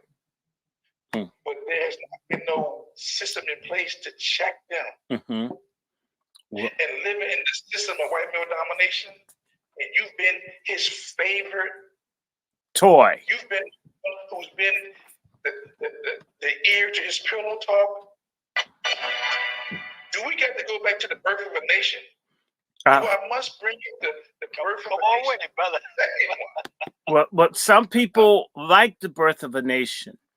When I see people role playing master and the slave, and they have their pictures up with these black women happily get with the white man, and she's his wench, and he's got a lynch rope around their neck and his doggy style, and take that black men and stuff. I mean, there's some women that wish they were Sally Hemings. Sally Hemings she was living in a mansion. Sally Hemings was with a man that was powerful. Sally Hemings was with a man that was rich. Sally Hemings ate good. Sally Hemings dressed good. Sally Hemings made it to the White House. What's wrong with that? Sally Hemings, the sexual ends justify the means. So Sally Hemingism, we can call it that. She's hemming. I like that. Hemming and Haning. Yeah, Hemming and Haning, but go ahead. That's not a bad position. Like Midnight Train to Georgia, I'd rather be in this world than live without him in mind. I'd rather be in his white world than be a single mother in mine. So I guess Midnight Train to slavery. We got to make that. I'll rewrite that. This is a mindset. So, and by the way, don't laugh at me. Black women that marry white men do not get divorced in the same percentages as white women divorce black men that they marry. Black men divorce white women, and black women divorce black men. But when a black woman gets herself a white man and she does pay 50-50 and more, don't even try to lie. I hate liars. Those black women they do the Halle Berry. They do the Diana Ross. They subsidize the white men they get with. Oh, yes, they do. With no complaints. They're not on Oprah. They're not talking to Male King. They don't go out and dog those white men that they're taking care of. Shaka Khan didn't do it. None of them do. It never happens. Dorothy Dandridge, none of these black women, when they get ripped off go public. They don't. It's only if okay. Whoopi Goldberg is a classic example of having a good black husband, but who got her off the dope, but she don't like black men. She gets with the white dude and they do blackface together and he calls her nigger. She liked him more than the black man that loved her and got her off of dope. Yeah, I mean, so, so don't say it. Don't ever put in your mind, it is our idea that everybody in slavery and all those sexual things were miserable and unhappy. I wasn't there. Somebody enjoyed getting screwed by massa. Because if you didn't, and you had an opportunity, your ass to run away, you ain't did it. Okay, so you up in the house with the nice lye soap, you get to drink the mint julep that the missus didn't finish. A whole bunch of people live real good. And I'm going to just say this to you. The house nigger in American black culture is unfairly weighted. It's always associated with people like Clyburn or Clarence Thomas. We say only Uncle Tom. We don't say Aunt Tom. We have some way of not saying that. We'll say mammy, but mammy's got to work both sides. We don't have a word for female traitor in our culture. We don't, because like for the black man, every person with a pussy is a freedom fighter, even white women. Black men, again, the issue with the black man is that he has a destroyed ego, and the average black man is a whore with no dick control. And whoever opens the legs up, he doesn't care if she's got swastikas on her titties. If she's got a Ku Klux Klan mask on her vagina, he's going in because it's an available orifice. And until that changes, in fact, that comes back to conversion. Without a concept of something transcending life other than the fatalism here and now. I'm gonna get my money, I'm gonna get my pussy here now. I don't care about anyone else, which is the dominant cultural mindset of Black men and Black people right now. Without something coming along that is holy, to get someone to say, hey, I'm not going to cheat on this woman because she's the mother of my children. I'm going to be faithful for the woman. I'm not going to dump a bastard from this dude I don't even know and make the good man I have take care of him and criticize how he raises someone else's a bastard seed. We have to have that. And that only comes, I'm just say it, niggas come to Jesus while there's time. And the same way that I had to shut down my chat because there are people from other countries trying to get in the middle of our situation because they know how bad stuff is. I mean, no other group of people, no other group of women in the world have made a movie like The Color Purple. You could never get a group of people enslaved by another group of people to make a movie to attack the men and the people who fought against the people that held them in slavery. What am I saying? Spielberg, and I'm not saying this to be ugly, I'm just going to state a fact. I have an ancestor named Robert Israel. He's a Jew. He had slave plantations in Barbados. There are a lot of people who owned and participated in the slave trade that the GCP. They're the same people who run Hollywood. Okay, how Oprah and all these other people run up behind the descendants of people who owned their great great grandparents. All this damn black slave trauma porn that Oprah makes.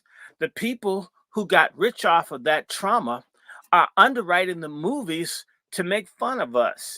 No other group of people would do this.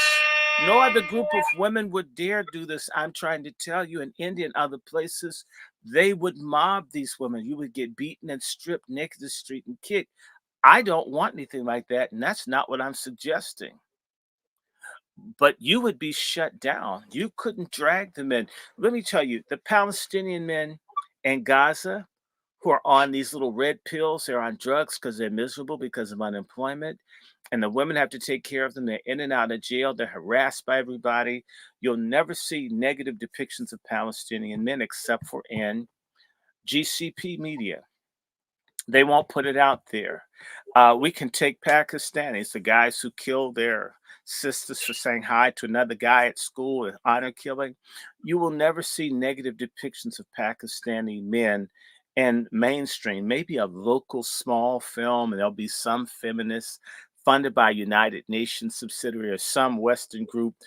I'm not saying that this stuff they're saying wouldn't be true. You can't put the flaws and the foibles and the failings of any group of men in the world on blast and there not be physical and economic repercussions against the person that did it. The fact that this constantly happens amongst our women shows, one, that our women are working in alliance with people who hate them as a collective, and then two, that Black men have not said, we're going to shut this shit down. And we absolutely haven't done that. There was one great Wazi Black woman, her name is Fannie Lou Hamer, who stood up alone and tried to stop some of this stuff in the early 70s. And then all of a sudden people turned on her when she wasn't for all this degenerate stuff and baby killing. Fannie Lou Hamer sort of got eased out. Okay. So the other thing is Black men haven't gotten behind righteous Black women. In fact, that's why when I do my sermon on Sunday, it will be, if your baby you destroy, you're a sodomite decoy. Black men that support hedonism, abortion, degeneracy, basically you're fags in spirit. You may not suck a dick, you may not sit on a dick, you may not be dicking no man, but the way that you live and the culture that you subsidize through the blood of your babies and your money and the stupid things you do, you are ushering in the ecology of degeneracy with the trans, the women with dicks, the men with titties. This is how what you do when, you know, basically, as long as I don't care what nobody do, as long as they don't hurt nobody. No, you do too hurt someone when you abort a baby. You hurt the baby. You fuck up the woman, she ends up with breast cancer, and nobody ever talks about that. Or the other problems, or you get a little nasty East Asian doctor that scrapes too hard on her fallopian tube, and then she gets ectopic pregnancies and dies. We do too hurt each other with the degenerate, immoral, awful things that we do.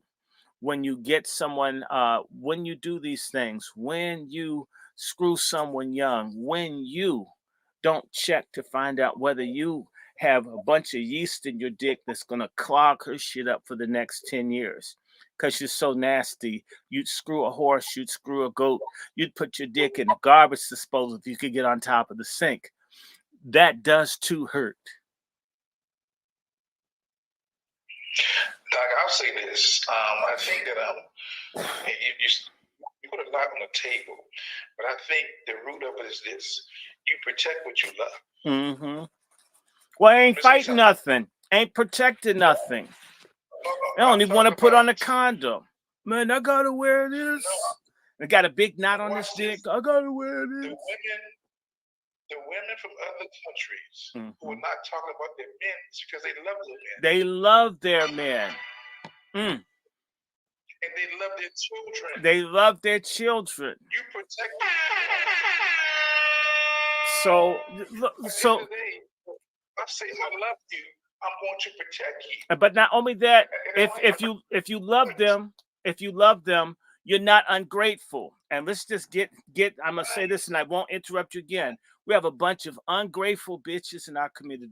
There's not no amount of money, no amount of anything that a black man can do that's okay. You're an ingrate. It's an abomination before God. It's outrageous. Everybody wants what you have, including the degenerates, and you don't want it. Go ahead, brother. Again,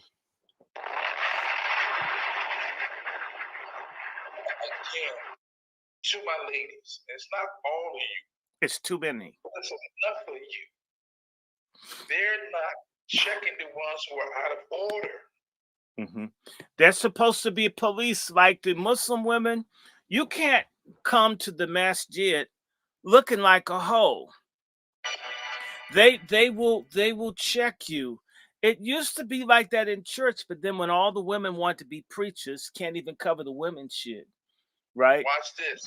I had a conversation with a female pastor, and I said it was the first ladies that destroyed the church. There could only be one queen, like a queen bee in the beehive.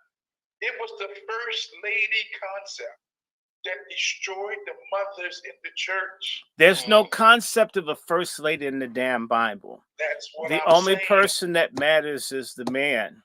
Get over it. We can't have children. You can't be dudes. There's some things we get that are ours, and there's some things that you get that we share. I'm going to say this to you. Go to a church, and the women go with almost no drawers on under their dresses and sit up in the front of the church. The women see it, and you know what? They might hand them something to put over their knees. How about putting those holes out? I've seen women come to church in men's clothing. I've seen stud couples snuggling and cuddling in church in men's clothes and not a peep. Two men couldn't do that. Even if the choir had more sugar than Cuba, you couldn't do it. Because not only do they not love and not care and they're ungrateful, they don't mind. There's nothing that women can do wrong because there's this imagined alliance that we women have to stick together. We have to stick together. And I'm not going to call you out. I'm not going to call you out killing babies. I'm not going to call you out that you're cheating on your husband. I'm not going to call you out that you got your vagina up in the face of our guest pastor. I'm not going to call you out because we women have to appear to be a united front to take on these men because we're pork chop feminists before we're black or Christian. In fact, well, I just think being a woman makes me saved. I'm God. I've given a life. I mean, you hear this incredibly stupid stuff, and you'll always find, pardon my language, a dumb fuck conscious community, often an old, used up nigga that wants to be relevant, often retreads from the 60s and 70s that run around and they're talking all this dumb Pan-Africanist and African matriarchy. If matriarchy is what ran Africa and the white people and Arabs have kicked their ass for 1400 years, maybe we don't need matriarchy in Africa either. How about that?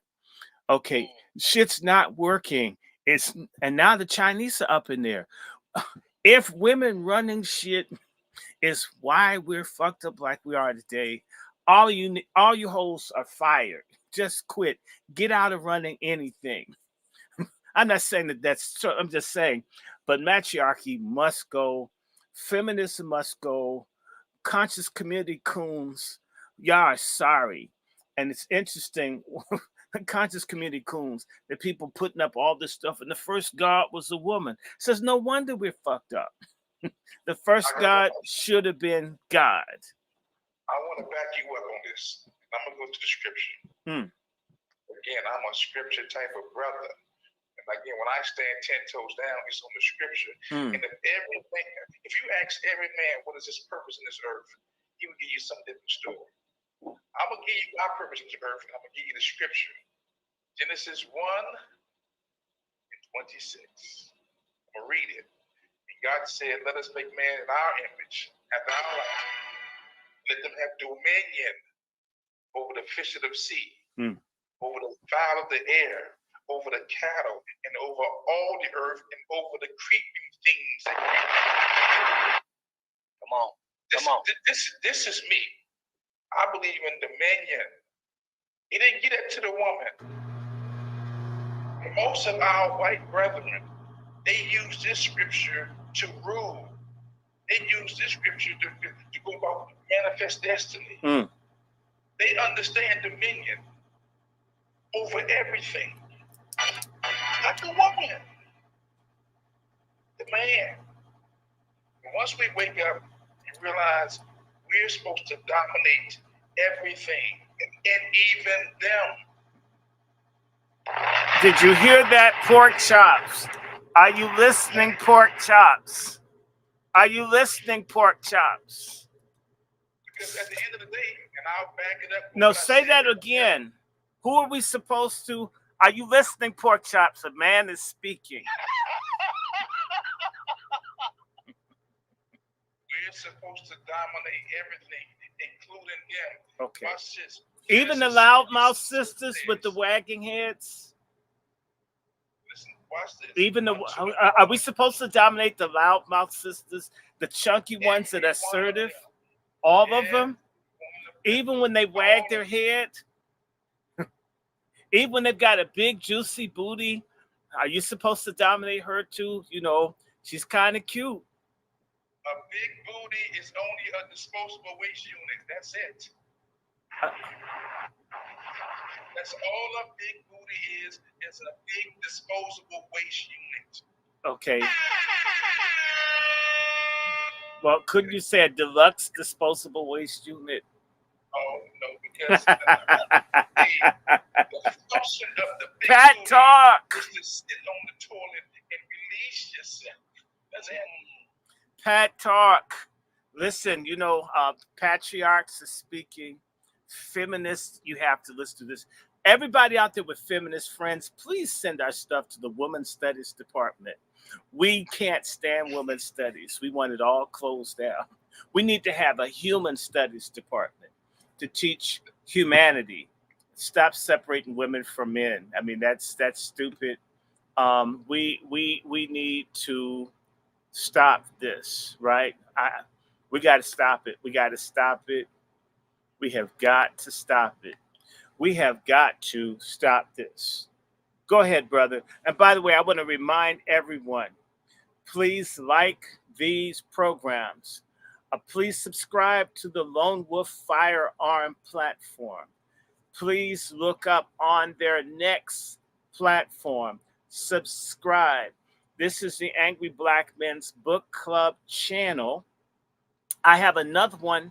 I need 50 to 100 subscribers to subscribe to my DRS1.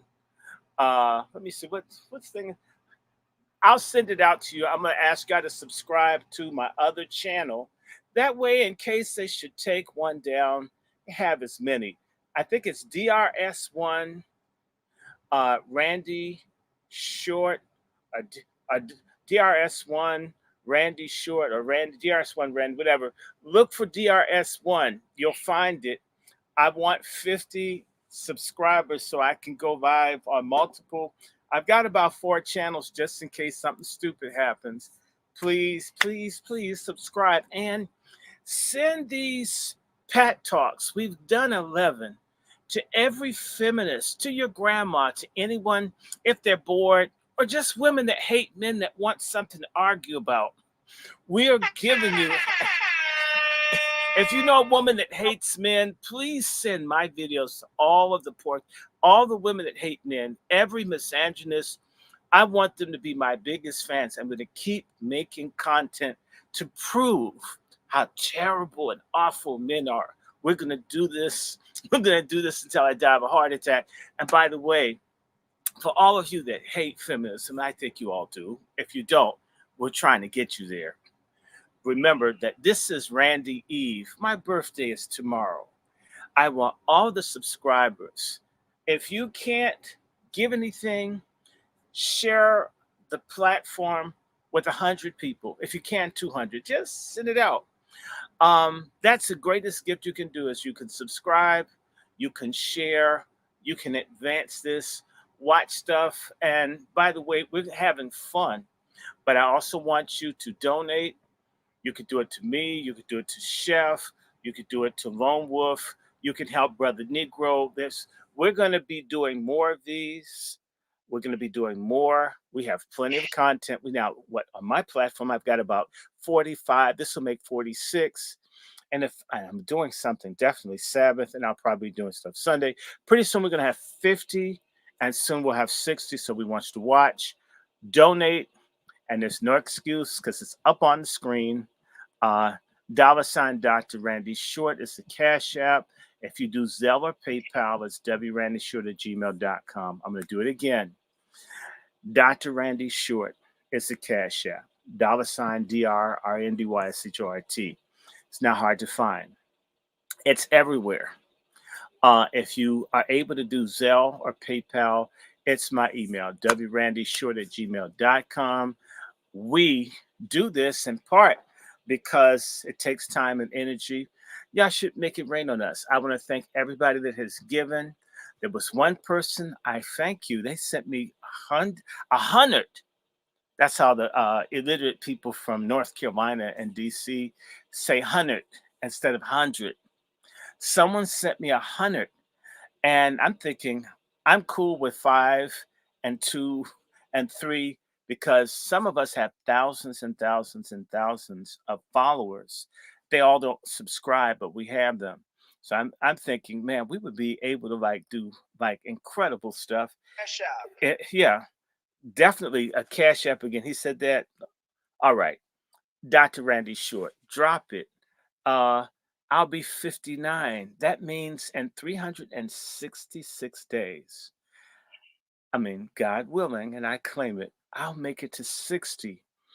And it's incredible. That means I'm literally a year and a day and 6 years. Most Black men die at 66. A significant number of Black men die at 66. I'm like, hit the Cash App. What do you mean? Hit it? Hit the Cash App. Yeah. Just make a contribution, but also take the time to like this. Take the time to subscribe to Lone Wolf Firearms. Brother Juan has some of the best discussions on safety, firearms, morality, all of that. And you know what? He's got under 200 subscribers, but how many of y'all wish that you knew a Black Rambo? You wish you knew a Black RoboCop. You wish. Well, he's our friendly neighborhood ass-crushing expert Pause. on self-defense.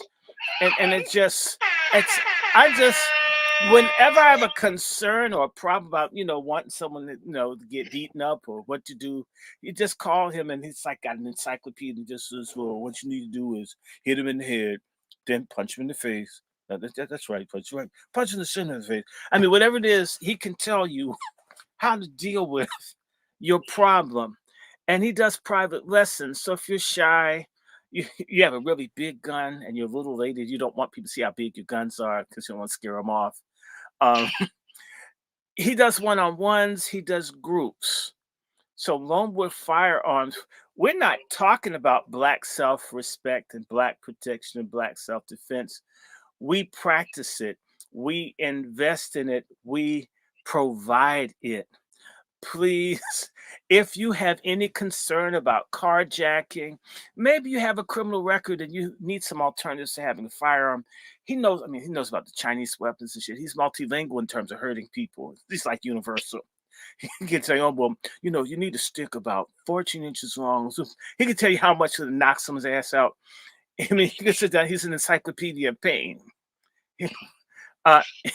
If you're having a problem, if someone has stolen your vehicle, if you think someone's going to steal something, break in your house, if you need to know which Ring camera will be able to see the license plate on the person's car when they drive up, call Brother Lone Wolf.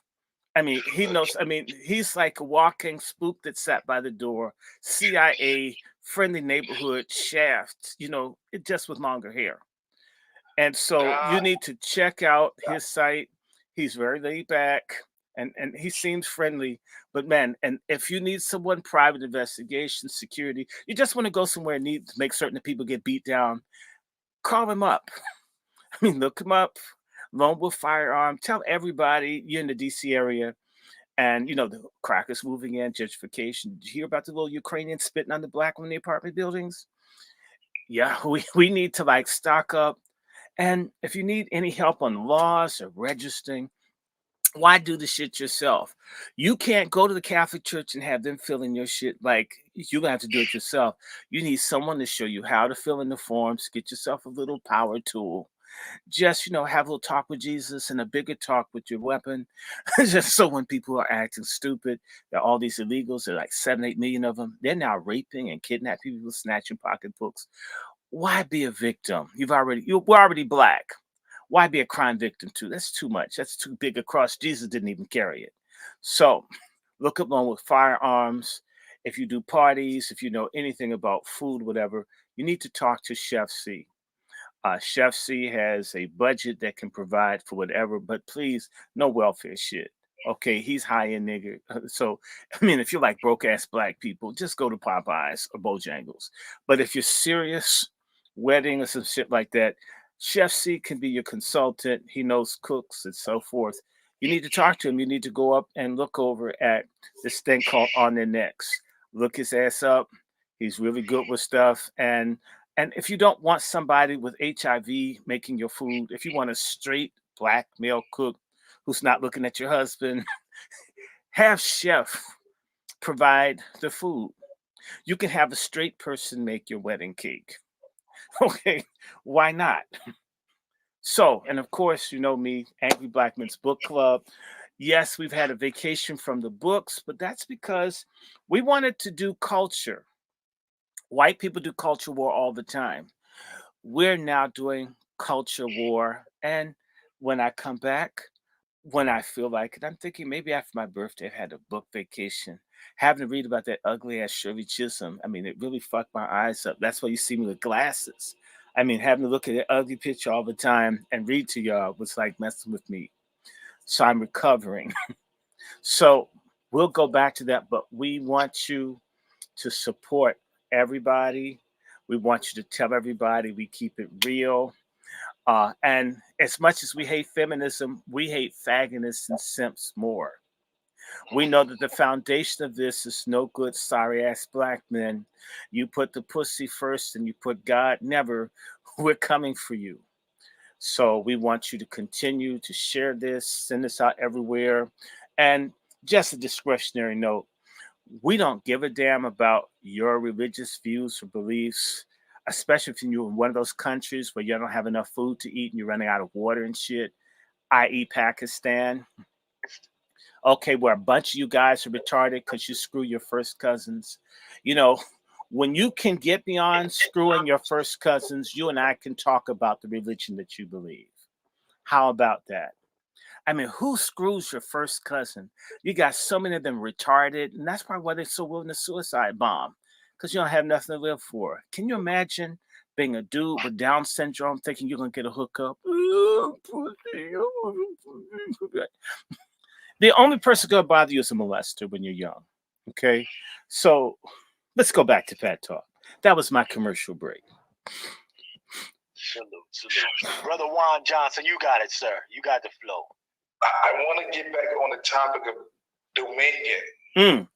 Dominion.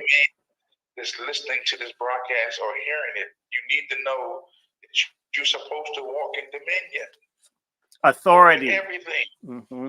Okay? You're supposed to be actively walking in dominion over the fish of the sea, the fowl of the air, the cattle, the creepers. And even God said in 3:16 that the woman whose desire should be to you, you shall rule over her. If you're not ruling, you're going to be miserable. There are a lot of men out here that's miserable. Because they don't rule. You need to say that again. You need to say that again. And Viagra's not a power pill. You know, you need to say that again because there's a lot of miserable ass dudes out here.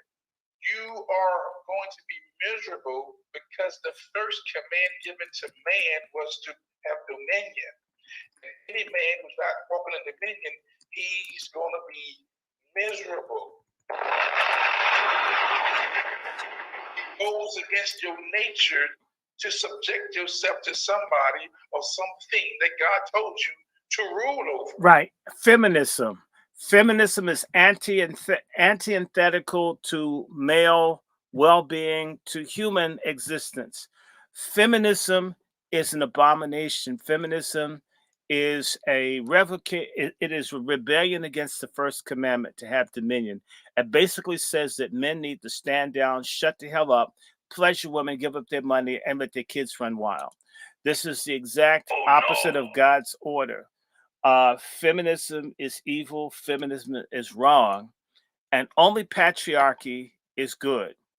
And the fact that we men have allowed them to vilify patriarchy for decades, now it's the time to openly put the word patriarchy in your mouth. Don't be with any woman that does not want a patriarch. That's like wanting a man with no scrotum.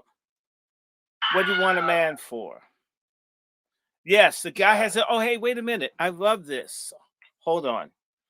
But I would tighten this up, brother. You have dominion over opinion. And I would say divine dominion over secular opinion. See, divine dominion over secular opinion. Okay. Divine dominion over secular opinion. Patriarchy is made by God.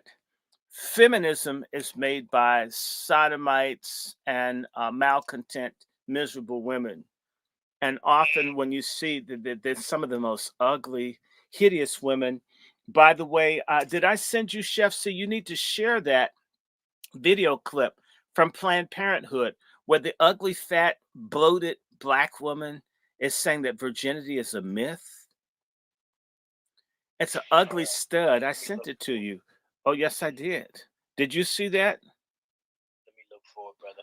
Please put it up. Where Those are the ones, though. It's Those a are the hideous. ones that's always doing it. It's a hideous, ugly woman that no man should want to be with. Yes, I'm body shaming ugly, rebellious feminists. Yes, you're ugly. You are ugly. Lose weight.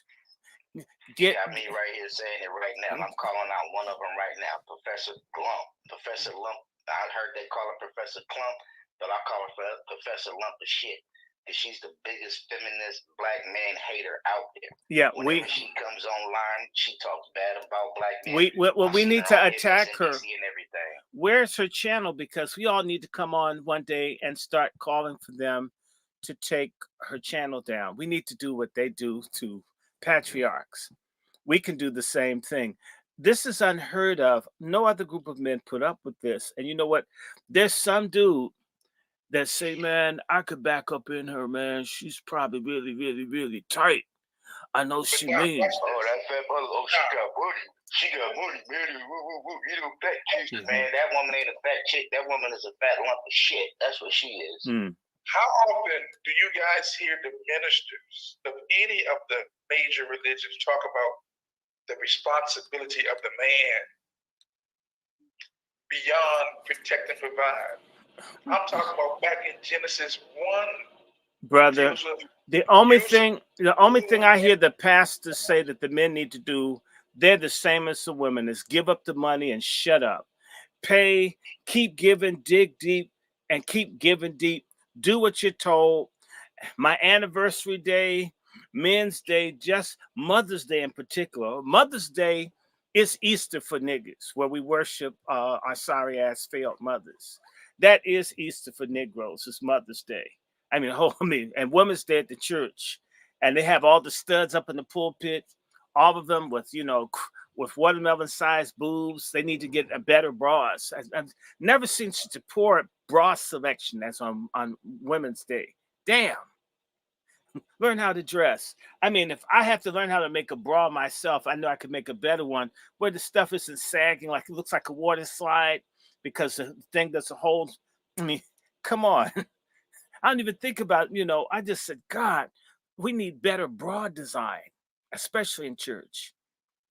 On Mother's Day and Women's Day, they all they want the men to do is give money and shut up and keep coming. And y'all should be emotional like the women are. Why don't you speak in tongues and fall out and run around like a woman when I touch you?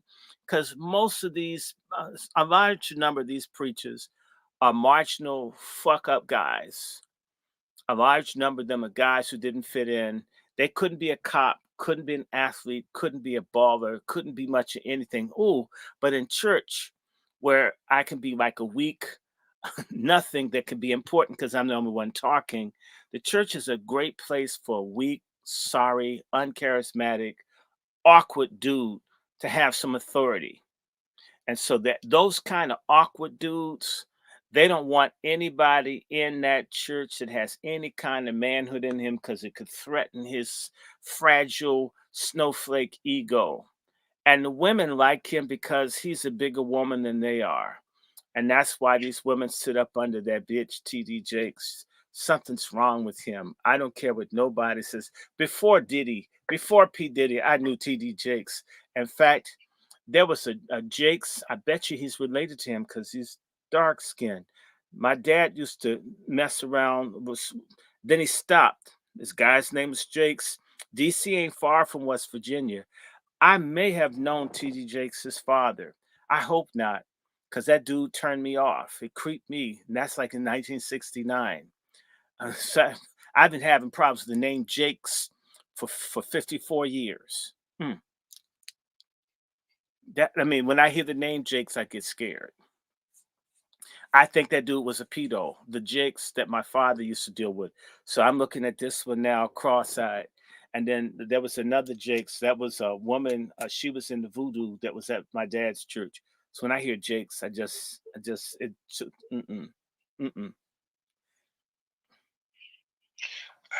no response to that. I didn't say TD. Maybe it's consenting adults because, I was with the bishop in the CME church and he T-boned a man and he called it consent. I'm not lying. I'm not lying on him. So no, they have a lot of that. These crooked, deviant preachers, a lot of them, the best place for them would be, Epstein Island with a no return ticket. Leave them there. One of my only responses to the Jake's piece right now, and I've already sent him a notification. I went on his website, told him he need to apologize for women that are loose. That message was attached to feminism. Well, Okay? his power bottom is loose. Well, he started preaching that in 1992.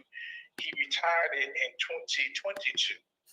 He had 30 years of telling women to be loose from their husbands and their families, and they took it and they ran with it. And feminism was attached to that message. He's never repented for loosing these women. That's what I'm saying. Power bottom, thou art loose. That's what really got loose. See, that's why those women are backing him, Juan. The same women that he told, do whatever the hell you feel like doing, he knew he could get into a room full of a captive audience of hedonists and say that whatever it is, God will forgive me, because that message has attracted all of those ratchet, home wrecking, liar, child support fraud, tongue speaking crooks, female crooks, those fraudster broads. That's what you pack your church with. Same way that Jim Jones had a church full of ignorant black women who knew that he was molesting kids and everything else. They ended up dead. A lot of these cultic people, appeal to. Remember, the scriptures say that these places would be full of silly women, never coming to the knowledge of the truth. It said it's stupid women that, and if the Bible sexes choke on it, the Bible says a lot of dumb women would be bamboozled by everybody. And what's that song? I know the Bible's right and someone's wrong. Pork chops are wrong. Feminism is wrong. Abortionists are wrong.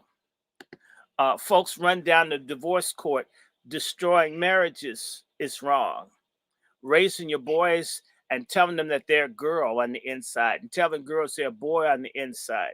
Isn't it interesting that almost all of these people that are confused about their sexuality are girls growing up with these ratchet mothers that want to be men? The women hate God and hate being women so much until their girls want to be males. It's a female phenomenon primarily. I mean, you know what, we have to ask the question, is it a deep-seated hatred for God? Mm-hmm. Because again, and I believe in the scriptures. I'm unapologetic, but I also know this: when you come under the scriptures, and you abide by the scriptures, and right. The females are resisting. Well, and we're not leading. Ultimately, the best thing that black men can do is to lead by example. See, I see folks in the manosphere, and all they're doing is pointing fingers and attacking women this, women that, women with. My thing is this, but yet you want to go and be a passport brother, and you want to screw a bunch of people and see bar girls in Thailand and all this. That's the point is you're looking for paradise, but you've ruined what you had here. A lot of women, they can't get but so low if you won't get low with them. Right? If, like you said, if you don't say yes to everything, and you move on, leave the person alone. Certain people get around, I don't want to be alone. I'm going to do this. That's the same way certain people who did not want to be skipped for marriage waited until they were married to have sex. Then the pill and the loose morals, and then basically people do what they want. What a lot of the men are crying about is that the women are as trampish as they are. But dude, if we weren't out there, it'd be a lot harder to be a tramp by yourself. Seems as if somewhere this falls upon us to be, and it does, to be righteous, and righteousness will be attracted to righteousness.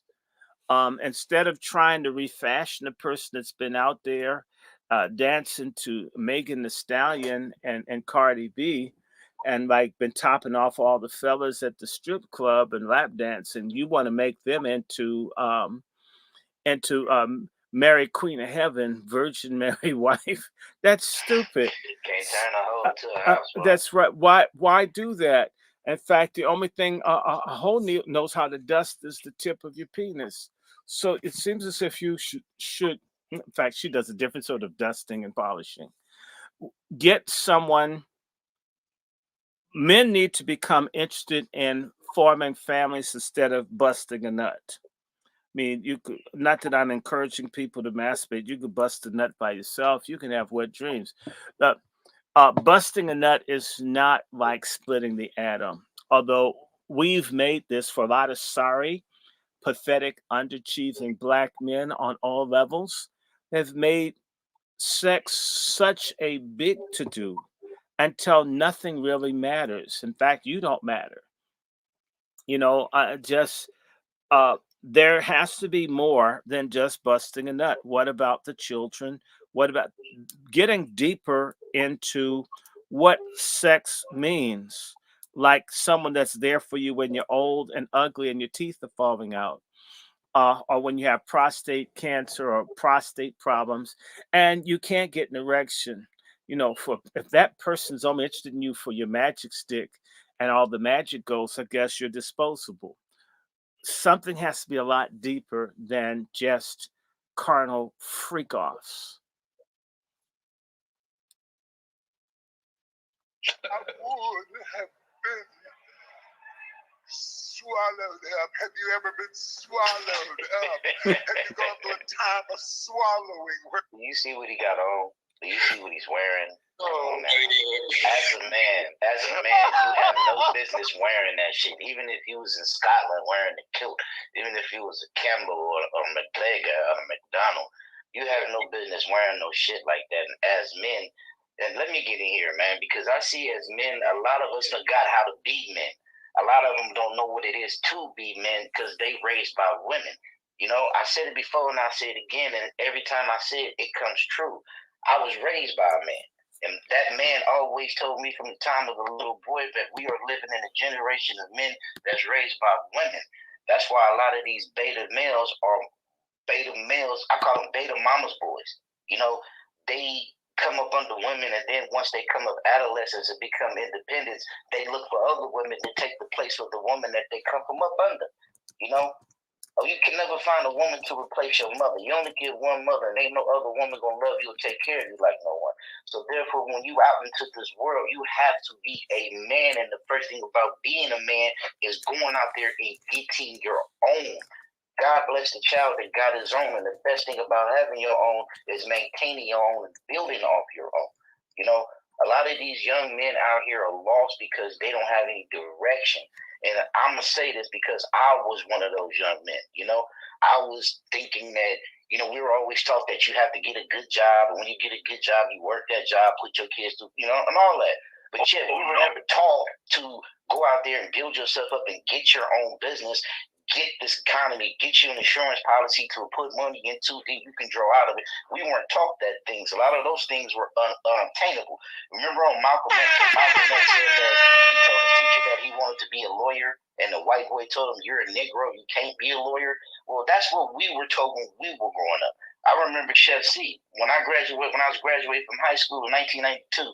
My dad, they used to always walk me to school because their little hangout was right before my school. And that all his OG Vietnam veterans used to say, in my time, they wasn't called OGs. They was called vets. You know what I'm saying? And they used to always say, "Boy, what you going to do when you graduate?" And I say, "I want to be a chef." But then they would always say, "Yeah, that's a good thing, but you got to have money to be a chef." You know, to be a chef, that's nothing like you can go to a community college or some little side school to be. You have to go to an authentic, accredited school. And out here on the West Coast, it was called the California Culinary Academy, CCA. And with that, you had to have financing, you had to have co-signers, and not only that, you had to have reliable sources of income to show that you approved that loan. So that always discouraged me. You know what I'm saying? So that's why I say, as men like me, you, Dr. Short, Juan, we have to show these young dudes that everything that you want, everything that you dream of and everything that you desire in life is obtainable if you can focus on it and put yourself to it. But as Dr. Shorts always say, you're not going to obtain the things that you want between the legs of a woman. You got to focus on that. You have to focus on your goal. But you can get some of it. I didn't say put all of it. No, you got to, 100%. You got to be focused. That's like I said, grinders and hustlers. When you a grinder, you eat, sleep what you do. When you passionate about something, you think about that shit in your sleep. Like my mentor always say, while other people sleeping, I'm up thinking. That's what a real one have to do. That's why I suggest all young dudes, whatever you want to do. And this is how I help the young brothers. I help them like whatever you want to do, be serious about it, because the work you put in is the time you have invested. And the years that you have in it is experience that can't nobody take from you. And that's your value right there. You got to have years in the game in order to have your name recognized.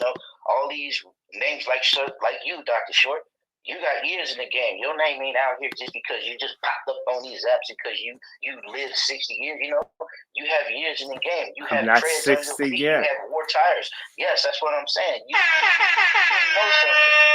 And this is one thing I disagree with when people say don't trust them old niggas, nothing like that. I disagree with that. I love old niggas. Why? Because they've been my age. I haven't been theirs. And as we young men go through things in life, we need y'all older guys to guide us through that shit, because I've never been 59, Dr. Short. But yet, I'm coming up on 50, so therefore, as I'm coming up on these journeys into these 50s, I need men like you to guide me through this shit. Like how I'm going through this business trials and certain things. I'm lucky enough, I'm glad I'm old enough that I don't, like Jay-Z said, I got 99 problems and a woman ain't one right now, and I'm happy as hell for that. But yet, in my pursuit of power, and privilege, something that I can leave behind to my generation, the last thing I'm focused on is love right now. When we're men growing up, we don't think about love, marriage, and a baby carriage. We think about power and success. We think about glory so our name can live on. You know what I mean? And that's what it is. And that's what we have to teach these young dudes. No disrespect, but fuck these women. You got to get out here and grind. You got to get out here and hustle for the simple fact that you being a man, nobody's going to care about you. And nobody's going to give you anything.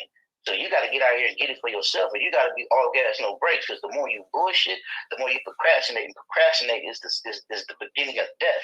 You know what I mean? Mm-hmm. Brother Twister, hard out here. I want to ask you a question. You saw that white woman get prosecuted 10 years for her son shooting people and killing those folks in Michigan.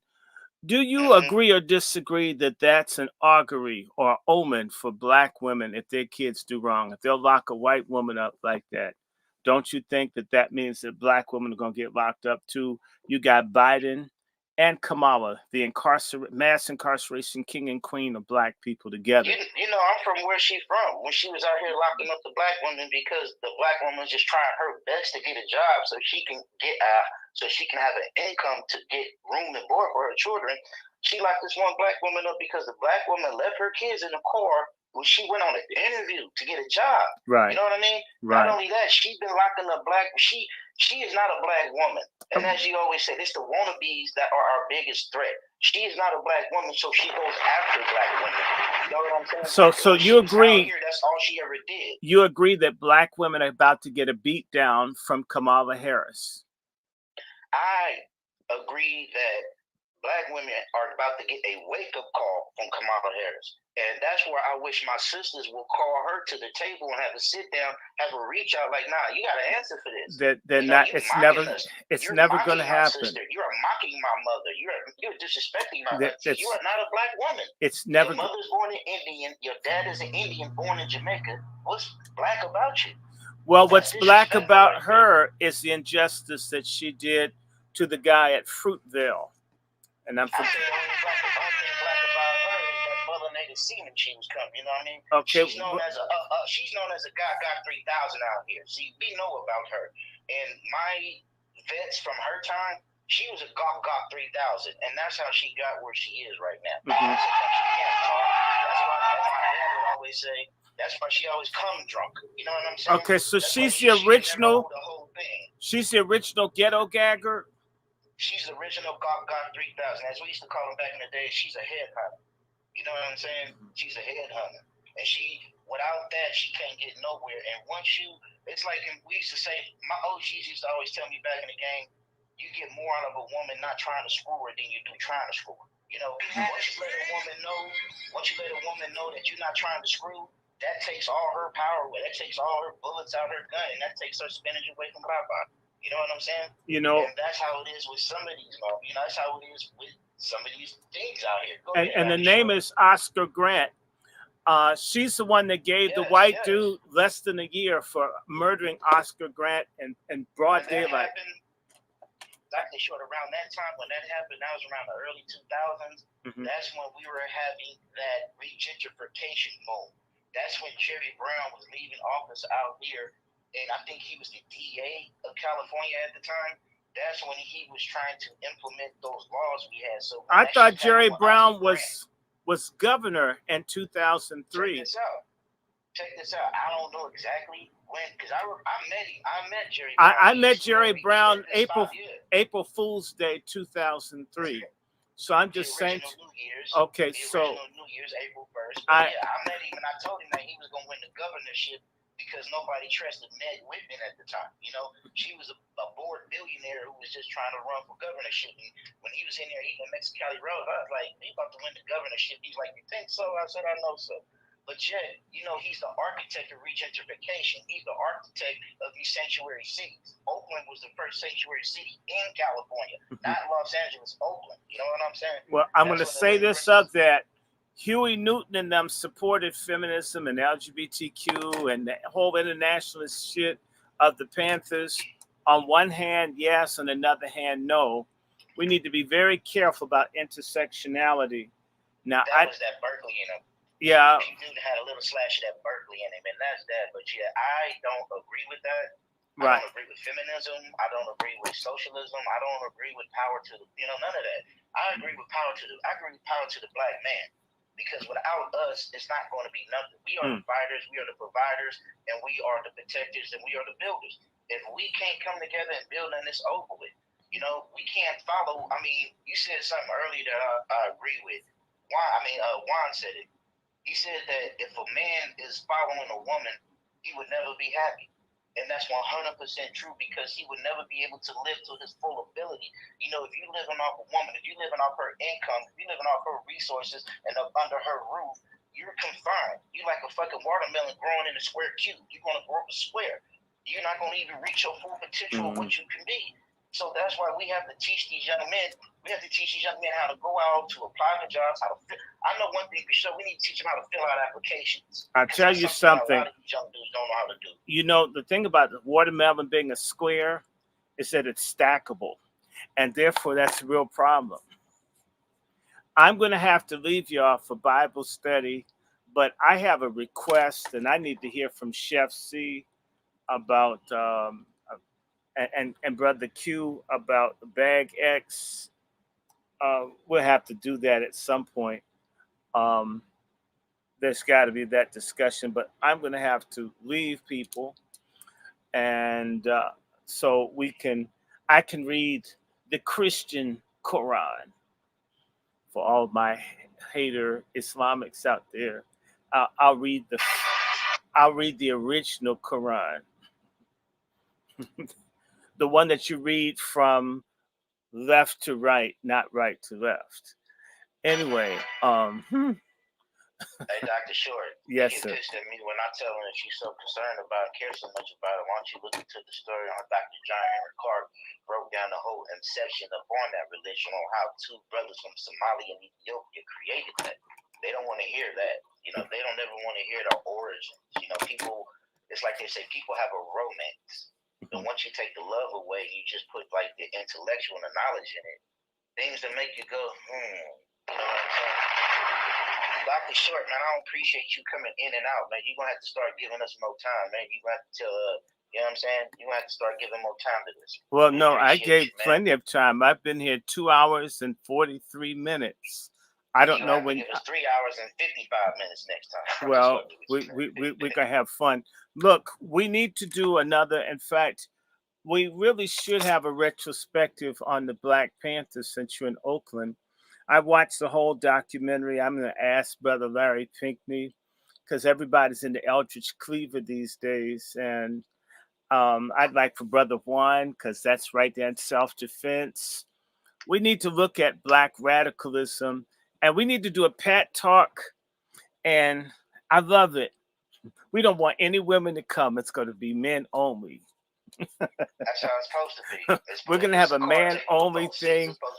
And so we're going to have a discussion on this Black movement and look at the stuff. I'm thinking of a nice Black History Month to have a Black History Month discussion and get a panel and see if we can get Dr. Winters and see if we can get We can do it Saturday. We can do it this Saturday. Well, no, I'm not going to do Saturday. That's a holy day. At least the first half of it. I mean, I'm gonna give at least half. God will get half of the day, although the whole day is His. But the first half of the day, we always get together and we pray, Brother Juan and I, because one thing that's also a problem in our community, everything is now female dominated. Used to at least be the one thing held out with little coon pastors, and now they practically have all of that too. I heard about 80% of the people in seminary for the AME church are women. And so, by the way, the more women get an authority in the church, the more the shit goes down. I'm not trying to say women in church is the problem, but women being the only leadership, it's reduced to quality. I don't care if women say that. Women coming to the military is reduced to physical standards, all of that. Everything has to change because men and women are different. It's the same thing in religion. Short, what they say, don't they say power is corruptive? So yes. What is it with a woman with power? She's corrupt. That's why Fannie Willis is buying private dick with public funds. The mayor of New Orleans is buying private dick with public funds. The mayor of D.C., she's buying, I think, private pussy with public funds. You know what I say about that? That's what happens when they try to play a man's game. No, they're not trying. They're playing in a man's position. They're playing a man's game. They're playing a man's game with the strap on. And in fact, they can't take that though. They want the power, they want the privilege, but they can't take the pain or the punishment. That's true. Like my dad always said, they want everything until it's time to be treated like a man. Right. My dad always told me, anytime a certain individual put themselves in the position as a man, you treat them as a man. I was always taught that. You know, that reminds me of a song that my distant cousin had, and I changed the words to it. I just do a little bit of it. And it goes like this. Stutter, stutter, stutter instead of brother. Stutter, stutter. There are far too many of you lying. Stutter, stutter, stutter. There are far too many of you trying. Oh, we've got to find a way. No, I like it. I come up hard, baby. Living by the time. I'm a trouble man, baby. No. We're doing, so it goes, we've got to find a way to bring some heterosexuality here today. Gentlemen, it was a privilege and an honor. Until next time, man, hey, let's do this again, man. It's short. I mean, daughter. You need to show Dr. Short that documentary, man. He ain't seen it. You need to show it to him. You need to give it to him, Chef C, man, so he can see. And, hey, Twiz, you gonna keep doing this every time we broadcast? Yes, I'm gonna do it. This is Dr. Short. Here's what I want you to do. You just said that we need to do a documentary about the Black Panthers in West Oakland. You need. That's what I'm gonna do to you. All right. I gotta go anyway. Playing with me, Twiz. Yes, he like that. Okay, guys, I've got to go. But yes, I changed the words to what's going on to feminism's wrong. Feminism's wrong. Feminism's wrong. Feminism's wrong. Ooh, ooh, ooh, ooh. Ah, yeah. Ooh. Oh, we've got to find a way to bring some masculinity here today. Feminism's wrong. Feminism's wrong. Feminism's wrong. Ooh, ooh, ooh. I'll do the whole song one day. I'll see y'all. I gotta go. Bye. We'll be back. Until next time.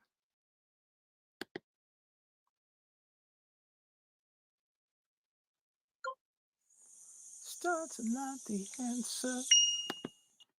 Stud is not the answer.